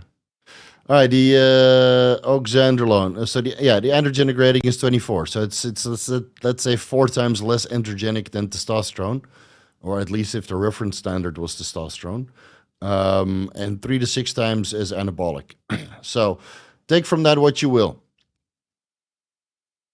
Then again, you don't only solely take Anavar, right? You also take Anavar and testosterone together, or I'm assuming. And that means you still have burden on the prostate from the testosterone and testosterone converting into estrogen and dietary testosterone, and Anavar might contribute to that. Hasn't been studied in this context, unfortunately. So we're all shooting in the dark, which could still be fun if you're buying, a 6 or 5.5, right? Because you can't see her. But, if the lights are on, right? If when you're enlightened, then, well, it might not be a good idea. Anyway, the enlightenment is not there on PubMed, so we don't know. From a once young ocarina of time soldier, get those trees, uncle. Yeah, the trees. What you mean? Those trees that you have to plant when you're young, and then they turn into these little floating platforms when you're old. You have to give this fucking guy increasing money for those seeds. Talking about that? Yo, so almost all of the roids we have are current or discontinued pharma drugs that were invented for non-androgenic purposes. So where the fuck are the roids specifically invented for athletes like Turinabol? Oh, that's the only one. Well, and Dianabol, allegedly, right? The Dianabol was developed to combat the Turinabol developed by the Rush or the Germans and used by the Russians. So Dianabol and Turinabol, that's it. And boldenone is used in racehorses and race camels. So technically, that's not what it's developed for, but that was one of the off-label prescriptions, right? So that's it, man. I mean, the medications that we use are not used for athletes. We just use them to improve performance and endurance.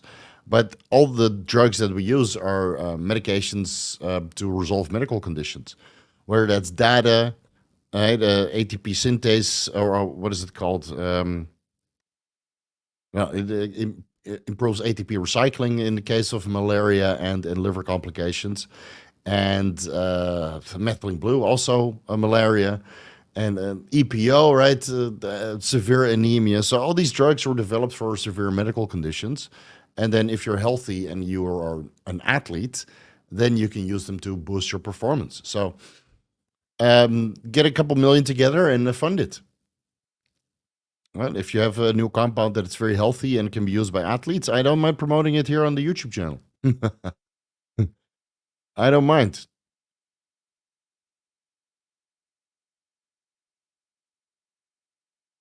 Can you share your thoughts on Halo? I have a Halo deep dive, buddy. Just go watch that. Halo's good to increase strength. That's about it. And leading into the contest. So I don't believe in halo monotherapy. And I'm sure there's guys out there that wanted to try it after Tyne Clark talked about it. But how much can you accomplish with halo test and monotherapy? I haven't seen the results in before and after pictures, so I'm not entirely sure. What AI image generator you use for your thumbnails? I forgot. Let me see. It is Playground. And I just type in a couple keywords, and then they give me pictures, and they're all apparently free to use. So, whereas all those image generators are you have to buy credits, and then you use your credits for every AI image you generate, and then it comes back shitty or the prompts are not good. So, I just use what's available. I also did some investigation about the Jennifer and doping scandal. All the athletes were using methylated DHT orally. Drug is called Mestanolone. Yeah, they're also using Mestanolone.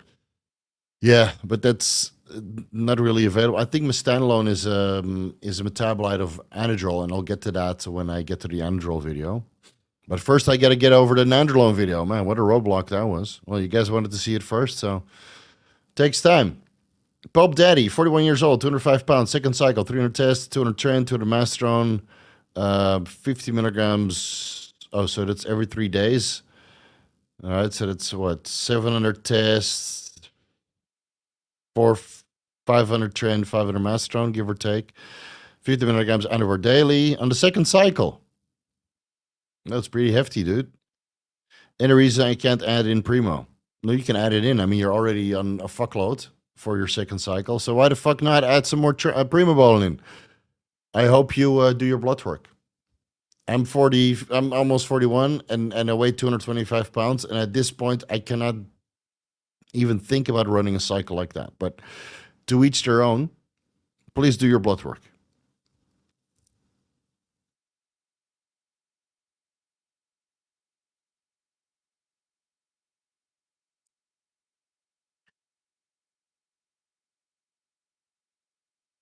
Kayla Nessie. I'm 6'3", 190 pounds, all natural.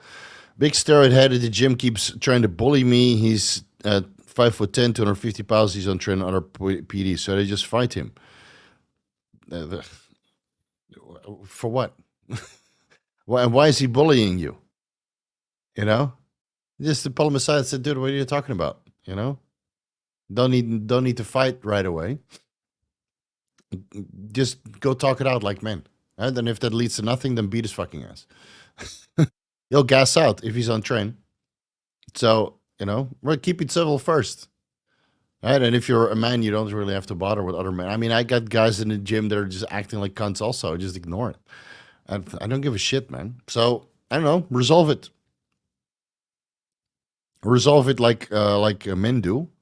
And if it doesn't work out, then, well, you can always take him outside and beat him. But if he's 250 pounds and you're 190, yeah, it might not end up the way you go. Yeah, he's still 60 pounds over. So if he gets you on the floor, you're fucked. Then again, he might gas out fast if he's on trend. Yeah. Hey, Steve, can you tell me if the scorpions in Thailand are laced with something? You mean the scorpions that you buy on the streets? I have no idea, man. I never ate those. I see all those. I ate grasshoppers once. Yeah, they didn't taste good. But those scorpions, no, man. And I have a feeling that they were like cooked like 2 months ago. So yeah, it's crunchy. No way. Yeah, those right? No, man. I never ate those. I'm not sure if they're laced, but I would stay away from street fruit altogether and just go to nice restaurants, And if you hang out with those Thai girls that make you want to eat street food, or that force you to make street food, those are not good to keep around. Yeah, eat this, eat that. Fuck, man. Fuck off. Go with the civilized girls that take you to nice restaurants, rooftop bars, nice places that dress up, take the effort, put the effort, speak good English, went to school. Don't hang out with the girls that make you want to eat street food. It's a waste of time. They'll drain you fucking completely. Do you wish you had a home gym? I had a home gym, and then I sold it, and I turned that floor into a cat palace. So yeah, if I do build a house, I will have a home gym again. Yeah, because right now I can't even work out at 9 o'clock without meeting people. So which is fun, right? That's the life I chose. But sometimes you just want to work out, and there's always somebody new in town, and then apparently nowadays people are just waiting there for me. So I don't know. It's getting a bit old, to be honest. Right. Well, I guess that comes with being on YouTube. Step one, he chases you. Step two, he runs. Step three, he gas out. Step four, let him have it. Yeah, you can do that. Just evade the punches, let him gas out, and then you take him to the floor and you stomp on his head. You know. Anyway, resolve it like man. Just talk to hey, dude, what's your problem? I do it in the gym, not outside. You can always take him outside if he doesn't come to terms. Um, but just say, hey, listen, what the fuck's your problem? You know, if you don't like me because I'm natural, then it's your problem.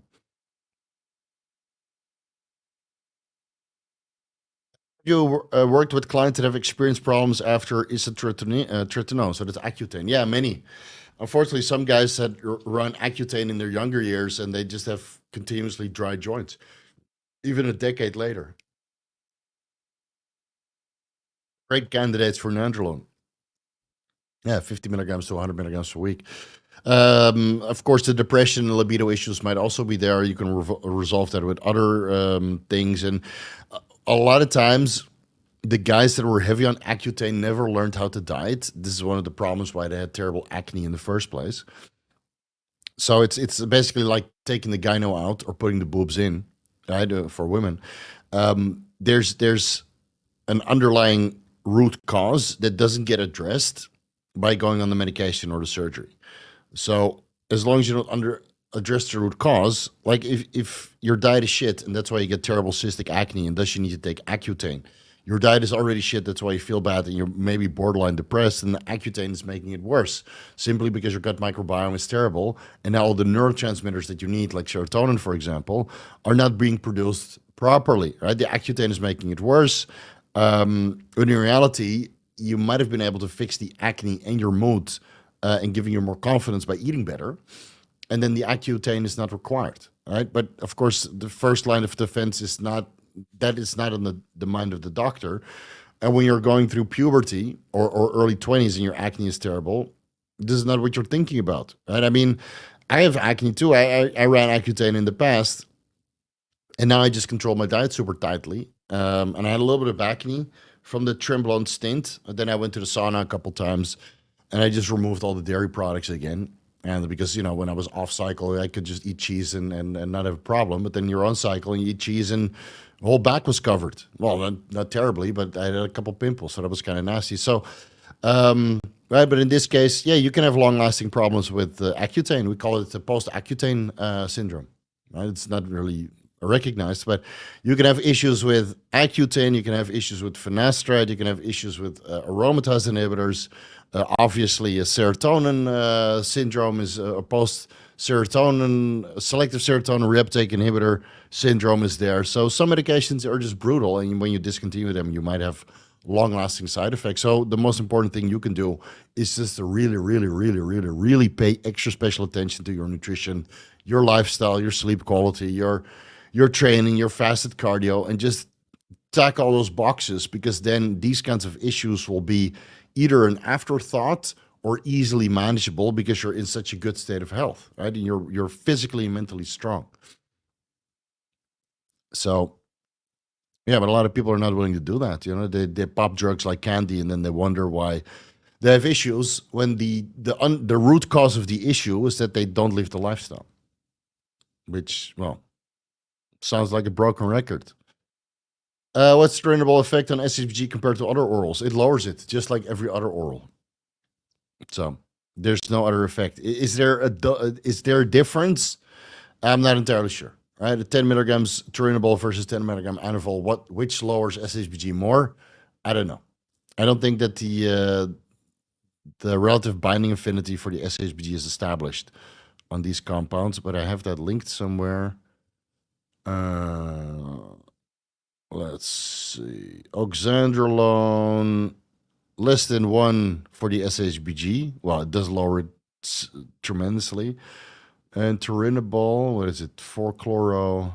Oh, that's not in this list. Well, don't know.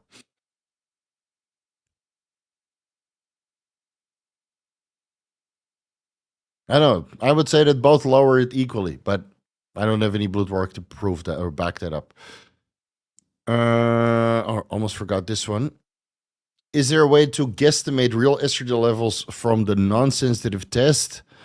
Could be like 70% accurate. So if it's like 50, it could be like 30, give or take, or 28.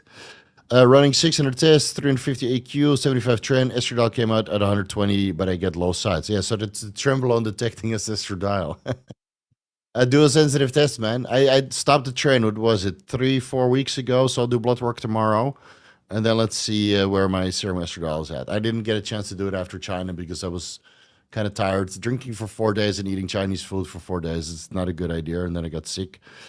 So yeah, tomorrow, and then next week I'll have a blood work video again, and then we'll see how low my serum estradiol got to after 4 weeks off the trembolone sandwich.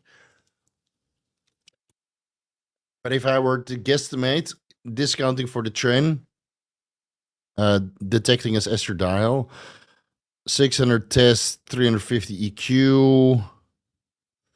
Yeah, I think your estradiol might still be 50. And again, it depends on your body fat levels. So, I don't know. Do a sensitive test if you can. And otherwise, take the train out for 4 weeks and test again. See where you're at.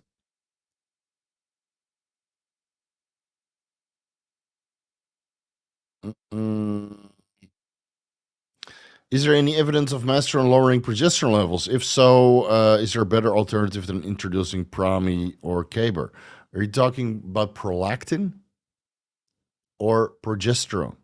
I couldn't find any scientific evidence that masteron lowers progesterone or estradiol levels for that matter. That's just an extrapolation based on all of the research that I've done on diet testosterone, primabol, and other DHT derivatives, and all of the blood work results that I've analyzed over the years. Now, some guys don't get any estrogen suppression from masteron.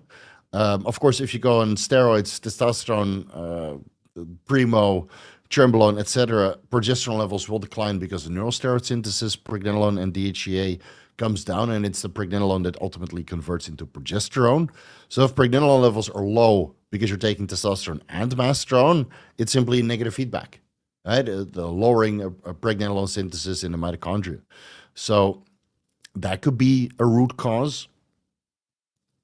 But does it have an inhibiting effect on direct progesterone synthesis? I'm not entirely sure. I don't think so. Nothing in the scientific evidence in the whopping 88 studies that are published. There's nothing there. Right? That's why it's always hilarious to see you say that masteron is so safe and it's so healthy when there's like 88 studies. 88. 88 studies. That's it. Then again, the Aromacin and Arimidex and Letrozole deep dive, I mean, it's even less studies. So, but it's more studies on human subjects than the masteron studies, that's for sure.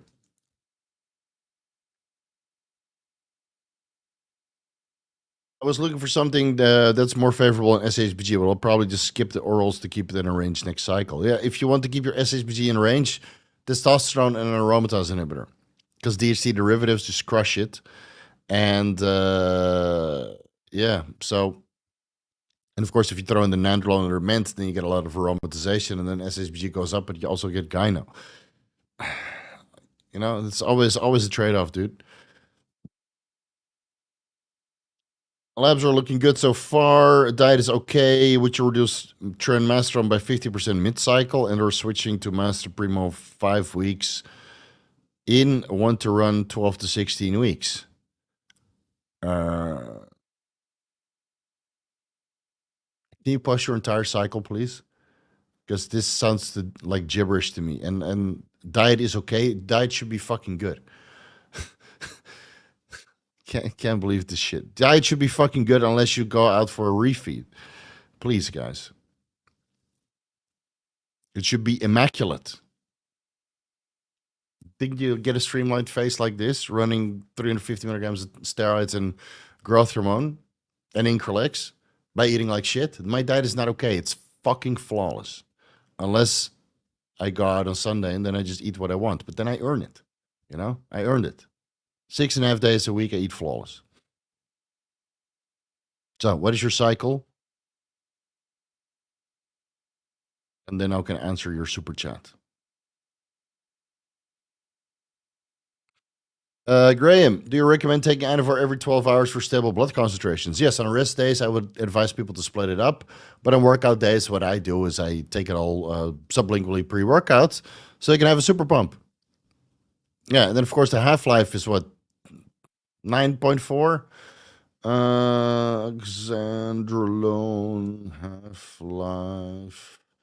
Yeah, 9.4 to 10.4 hours. So even if you take it once per day, a quarter of the dose is still active by the time you take it the next time, which is also, corresponding with the recovery curve and protein synthesis following the workout. So it's not the end of the world. Again, just get it in and enjoy your workout.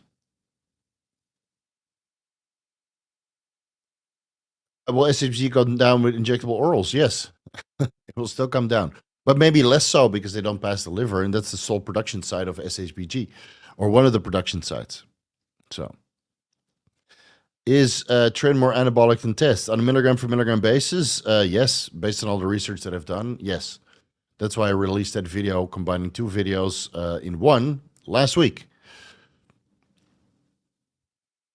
I mean, if you can get a response of 25 milligrams trenbolone per week and no response on 25 milligrams testosterone per week, then I would say yes. Hey, Steve, asking for insight. 350 milligrams testosterone enanthate per week, 420 milligrams master enanthate per week, 350 milligrams primo per week. Inject daily, added 70 milligrams stern acetate first time per week. Mood is great, zero anxiety, sleep is great, sex drive is crazy. Any insights? Give it 6 weeks. Yeah, the first 4 weeks are great, and then the last 2 weeks, side effects start to manifest. You get the bronchoconstriction, and you get a little bit mood reduction and irritability and night sweats, and you sleep a little bit less. It takes a while to build up. So give it 6 weeks, and then come back to us. And thanks for your mega super chat.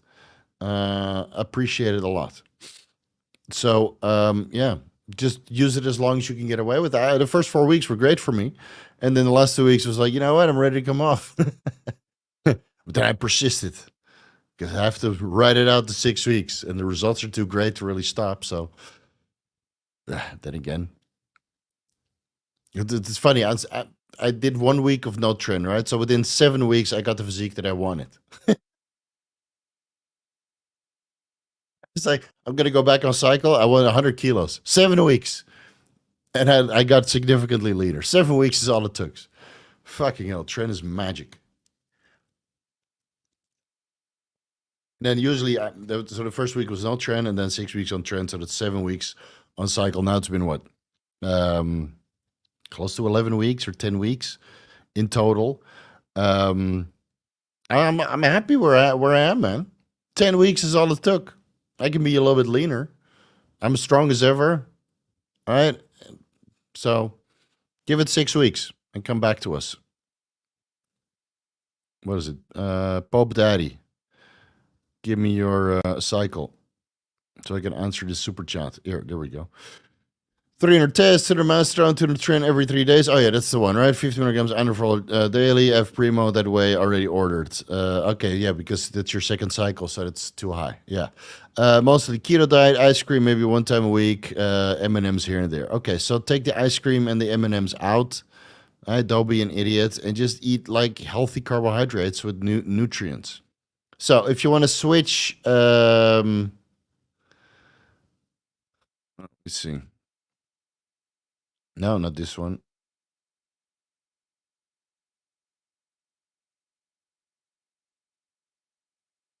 Just add the fucking Primo in, man. If you're already on this, well, what's another 500 milligrams of Primo? Honestly, dude. What's another 500 milligrams of Primo? Actually, 300 milligrams. Yeah. Maybe replace the Amastrone with 300 milligrams Primo. Keep the trend in.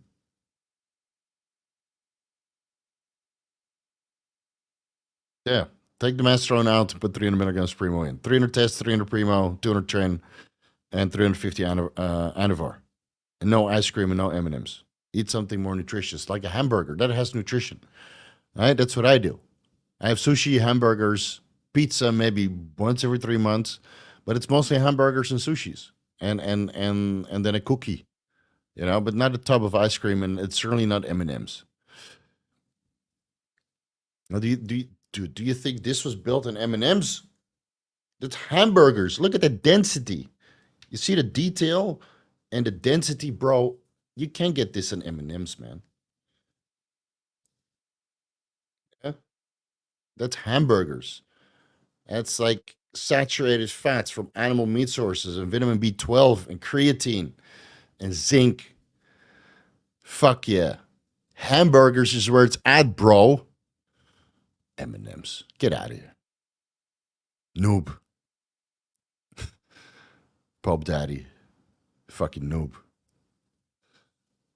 Belly gas. Okay, at least that's good. That's an MCT oil. I want to add and switch to Primo as I'm doing a cruise for a while. Just take the Mastrone out, add in the Primo, ride it out, and then the next time you do a cycle, slowly build up your dosages, like I mentioned in step-by-step cycle design. But yeah, at least you get your lab correct. But don't go with the high concentration products because they are in. They also have ethyl oleate. Is dihydrotrembolone more anabolic than trembolone? I'm not entirely sure. I know it's, and I've seen it on research chem websites, but I'd never talked to anybody that took it.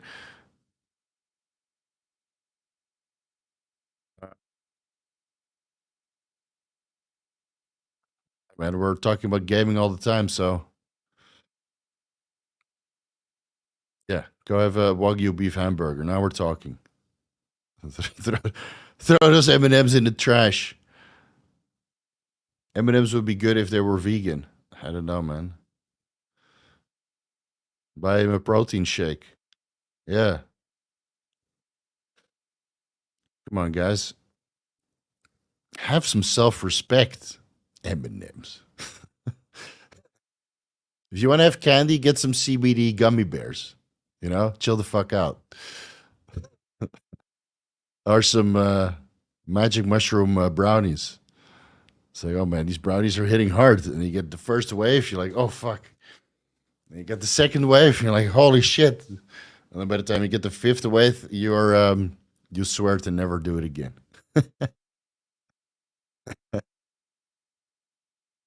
Yeah.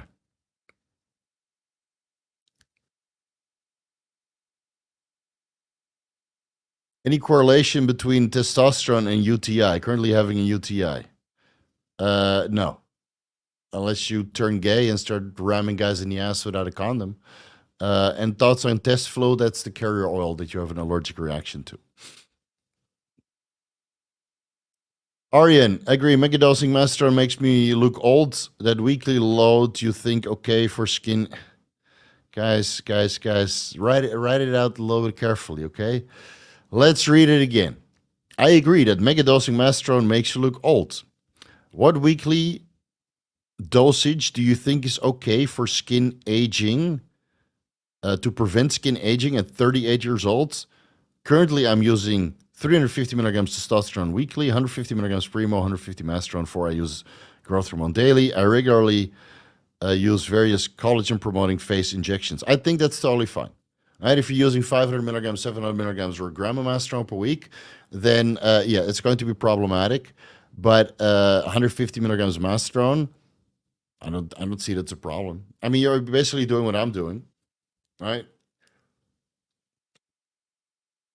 Well, I'm taking a little bit less test, but maybe just take the Primo out, man, or take the mastrone out and throw in some Anavar. And yeah, I don't know. All these guys that run Megadose Mastrone, they look fucking old. They like got all these crevasses in their face, and they look a little bit, I don't know, weathered. And like, how old are you? Yeah, I'm 37 years older than I am. Fuck, dude. Okay, they're way more muscular. I'll give him that. But still, I know it's called bodybuilding. It's from the neck down, but, you know, try to keep your face intact while doing it.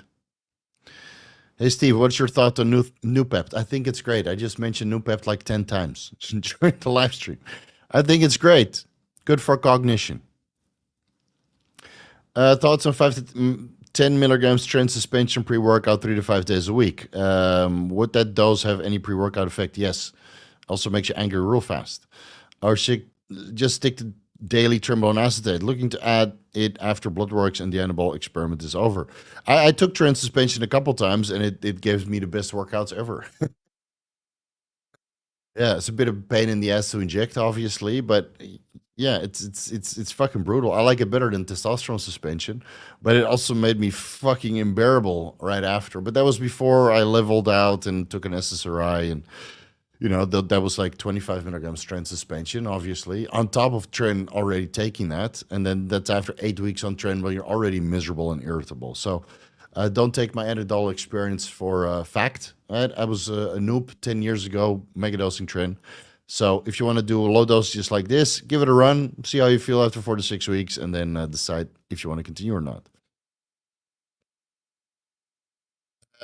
King David, did you ever like first-person shooter games? Yeah, I played a ton of them, man. I played Doom 1, 2, Duke Nukem 3D, the Half-Life 1, 2, 3, and well 1, 2, and the extension. I didn't play Half-Life Alex. What episode Half-Life 2, episode 1 and 2, and then do you consider Portal 1 and 2 to be a shooter game? Not really, right? And Counter-Strike. Played it all, man. But after a while, I got more into role playing games, RPGs, and strategy games because the first person shooters just got faster and faster and faster, and after a while, just neurotically swiping. Turok 2 on Nintendo 64. That was a lot of fun. After a while, I just got bored with it, and I just wanted something calming, something relaxing, or I could just walk through nature like Skyrim or Zelda, walk through nature, collect my gear, work on my inventory, and just slay some dragons here and there, but not just have this fucking blasting of machine guns all around me to the point you get PTSD. So, yeah, it's, but I would like to play Doom though. Maybe if there's like a 10% speed reduction, then I could play Doom the Dark Ages.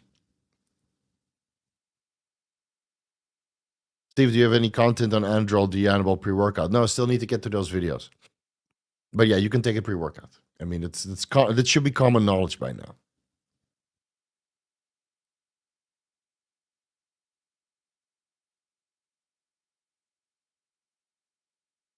Mm-mm.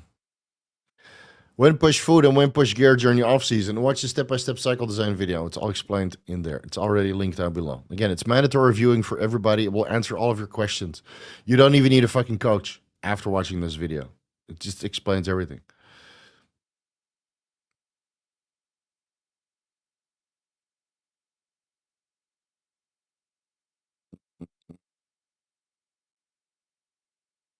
Willie Drucker, hey coach, I have tennis elbow. Tried your Wolverine stack, all but TRT and GHK copper. Still painful after 2 months. Is GHK copper the missing ingredient? No, not really. Elbow holding me back in the gym. It sounds like you need a month off because tennis elbow is just strain of the connective tissue. And while you're taking off, just do some deep tissue therapy on this entire area. Maybe do some dry needling, maybe break up the adhesions from the inside out. It sounds to me that at this point that you need hard therapy on that area and stop aggravating it by not going to the gym or just training legs for 2 months. It sucks, but sometimes it's required. Sometimes it's required.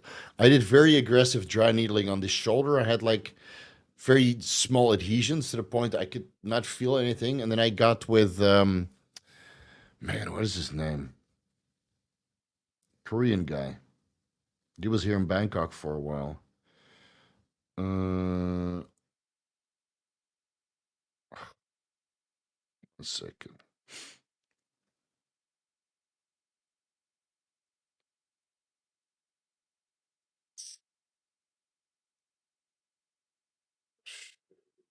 Yeah, here.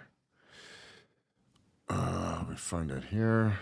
TBT for pain, Instagram. I mean, it's in South Korea, so you probably can't access this guy easily. But he worked on my shoulder. I'll link his Instagram down below. He worked on my shoulder for like 6 sessions, and he did very aggressive dry needling. It's called Taut band therapy. And of course, if I see dry needling, he'll probably have a heart attack because that's not what it is. But it cured it. Now I don't have any issues. So he just went in there with acupuncture and just tore that shit apart.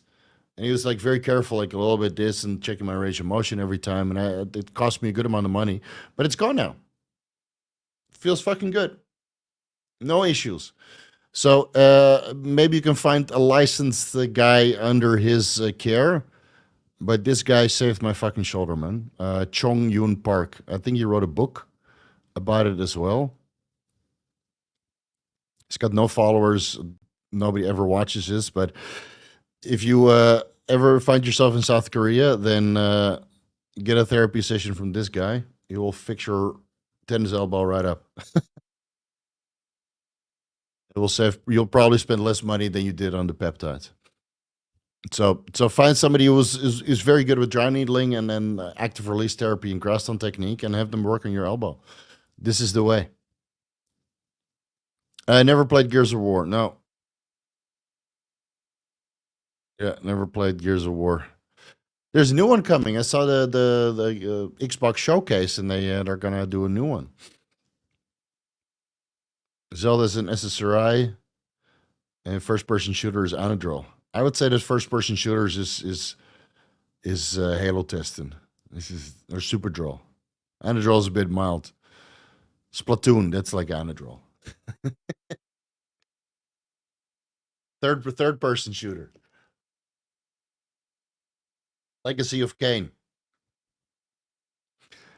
Like before God of War was a thing. Anyway, to increase SHBG on Mastron. Yeah, you have to come off Mastron. There's no way, guys. There's no way. Come off the Mastron.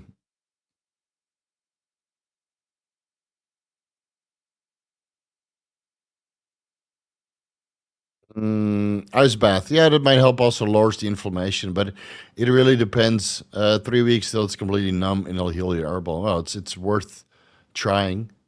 Just put the elbow in the fucking ice bath and make it go numb. Don't get frostbite though. Man, I did ice bath last weekend. It's not a good idea when you're about to get sick. I regretted it already.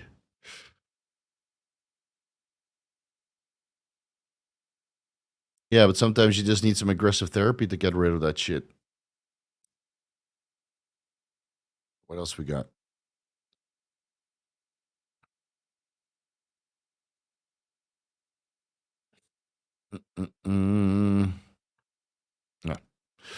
Rolly B, hey coach, big fan. I intend to run Primo Bowling alongside a testosterone base. Do you go straight to 1-to-1? Should I ramp up the Primo weekly? Yeah, I think 1-to-1 is a great starting point, right? We don't know your estrogen levels and we don't know how you respond. So you do 200 test, 200 Primo as an example, as a starting point. And 4 weeks into it, you check your serum estradiol levels and you compare that to your results. And then you take it from there. Maybe you need more tests, less Primo. Maybe you need less tests, more Primo.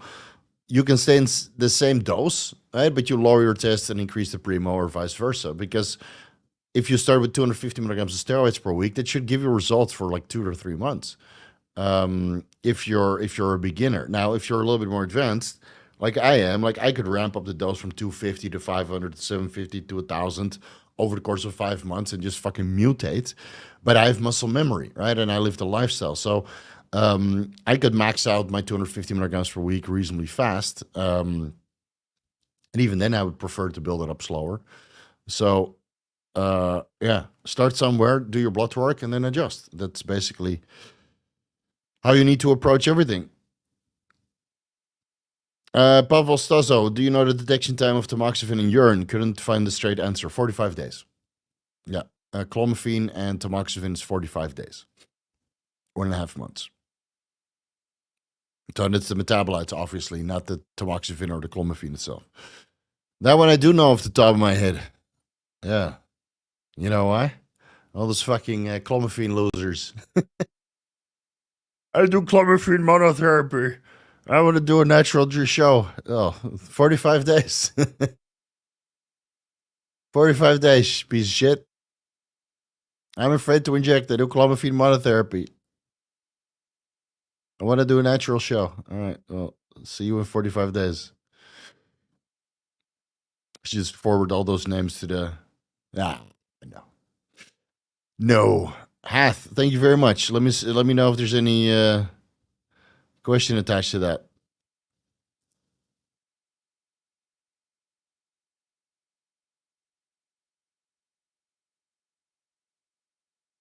More from this TikTok guru than anywhere else on YouTube. Yeah, apparently Dave still wants to talk to me. Well, that's all right. We'll see him at the Mr. Olympia. Let's see if his audience is there too. It said my wife death threats. Fucking piece of shit. Steve owning the SARM goals by exposing them. Yeah. It's just this is the fitness industry, man. Nothing surprises me anymore, dude. Nothing surprises me anymore. I would recommend using at least half as much Primo as first. It lower estradiol a lot with some people. Yeah, with some people, but some people it also doesn't lower it that much. And we don't know their body fat level. So you got to start somewhere. And let's be honest, most people that start a cycle started when they were way too fat. So I would say a 1-to-1 ratio. But if you're lean, if you're like 8% body fat, which is very unlikely, yeah, then you might need a 2-to-1 ratio of Testoprimo. And if you're 20% body fat, then you might need a 1-to-2 ratio, right, of Testoprimo. So it depends. Hath, is there any question? I don't see it.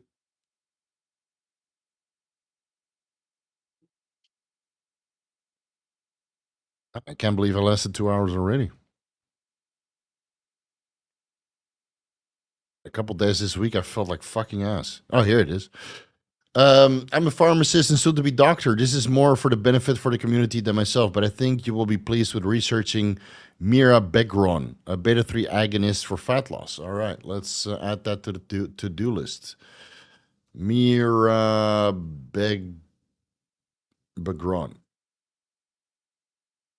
Overactive bladder. Yeah, that's beta-3 receptors.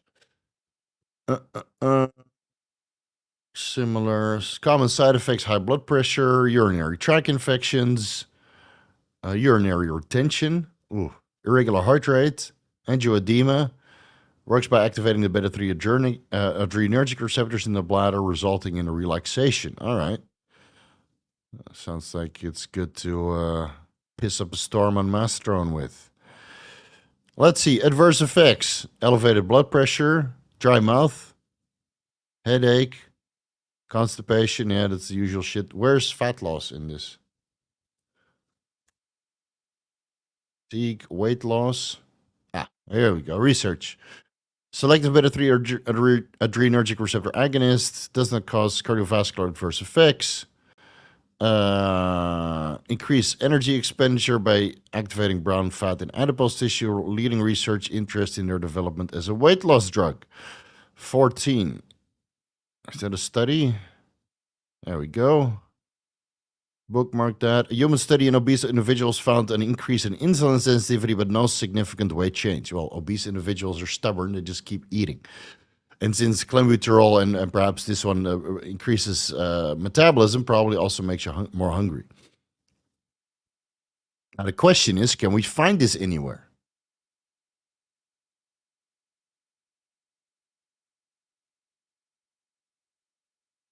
Is this on the market? That is always the question, because there's so many interesting compounds that look very, very promising in like 2 to 5 studies, and then you can't buy it anywhere, and then you're like, fuck. I want to try this so bad, but I can't find it. Well, let's do a quick market analysis. Does it have a brand name? It does have a brand name. All right. Let's see if it's in a Thai FDA database. And in the US database.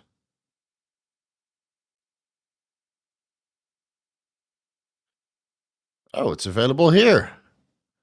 Haha. 25 milligrams of 50 milligram tablets. And it's available in the US. Finally, somebody with a good recommendation. Steve, what do you think about it? And then you can't find it anywhere. All right. Well, Hoth, you just made my day. I'm in the need for some fat loss. And since clenbuterol stimulates my heart rate way too high, and yohimbine makes me feel like, I don't know, sweating pile of mess, I might have to look into this. All right, let me see. It's available under the name Betmiga in Thailand from Avara Pharmaceutical Technologies from the United States. All right. Well, let me ask around. Maybe my experimentation days are not over. I'll look into it. Much appreciated for your recommendation. When injecting bilaterally into the pec, where do you inject? In the upper pec or the upper sides? I just rotate it. If it's with an insulin syringe, I just whatever. As long as it's symmetrical, then no problem. And my chest is thick, so I have a lot of injection sites.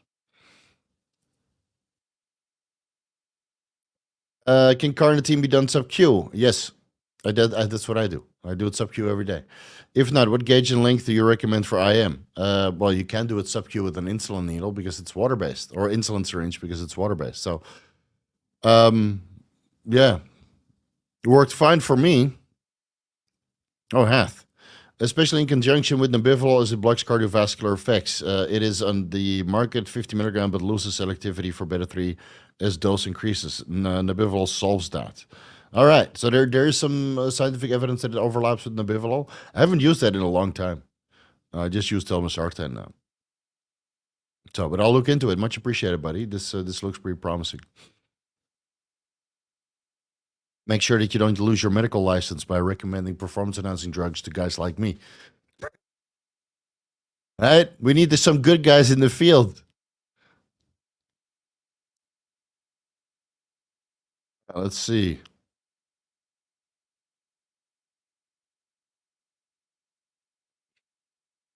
That's on 50 milligrams ephedrine every day for 1 month. Jesus, fuck, man. I haven't run it in such a long time. It's highly illegal here in Thailand. Wasn't the dose like 25 milligrams 2 times a day? Yeah, you can. I think that's the dose. And then you can decide to run it with the ECA stack or not. Ravioli, thoughts on intranasal cerebrolizin? You're going to snort 5 milliliters a day? Just inject it, man. Just inject it. Or you're going to lay on the back of the bed with your nose. You're going to absorb 5 milliliters through your nose?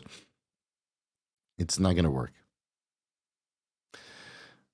It's not going to work. And I think the peptides are way too big to pass through your the mucal membrane. Just inject it, man.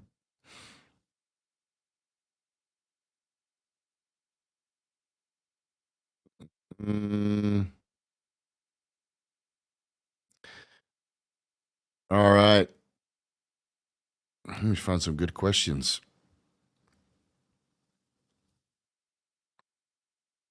Much love, just doing my part. Much appreciated, dude. Shit, man, you're donating a lot today. My man. I tried a combination of 10 milligrams Anavar and 10 milligrams Trinidol strictly per workout on top of my TRT, and it worked fine for me. Great. Great. Is this combination of 2 oral more risky than a cycle of 2? No, I don't think so.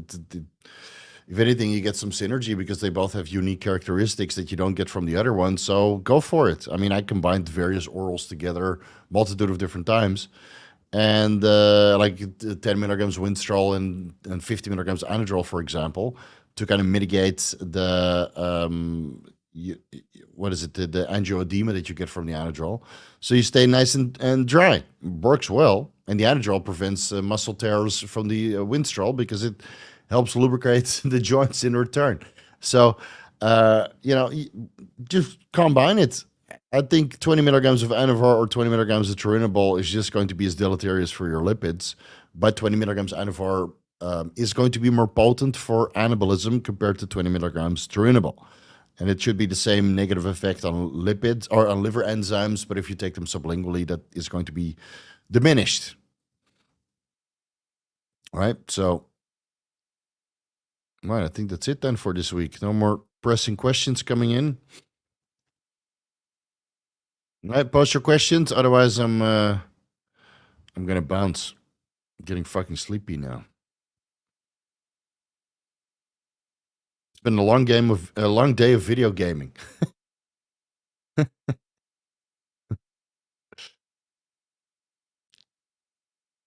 It's been a very long day of video gaming and playing with my cats. Man, I really needed a week off, though. I'm gonna be honest. China was nonstop. It was just nonstop running around doing stuff.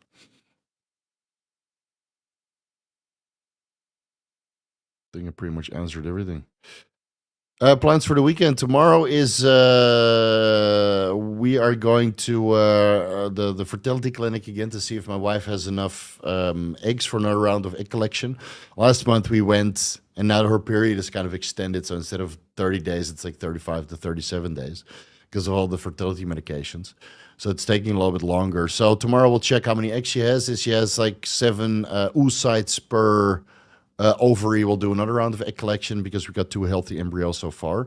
Because I want 2 more. Because realistically, 4 or 5 healthy embryos gives you 2 healthy children. Because the live birth rate of IVF is not 100%. Unfortunately, at 40 years old, it's not 100%. So we need more eggs. So we're going to do another round of egg retrieval and then start implanting in August. And then after that, I don't know, steak, something like that. Yeah.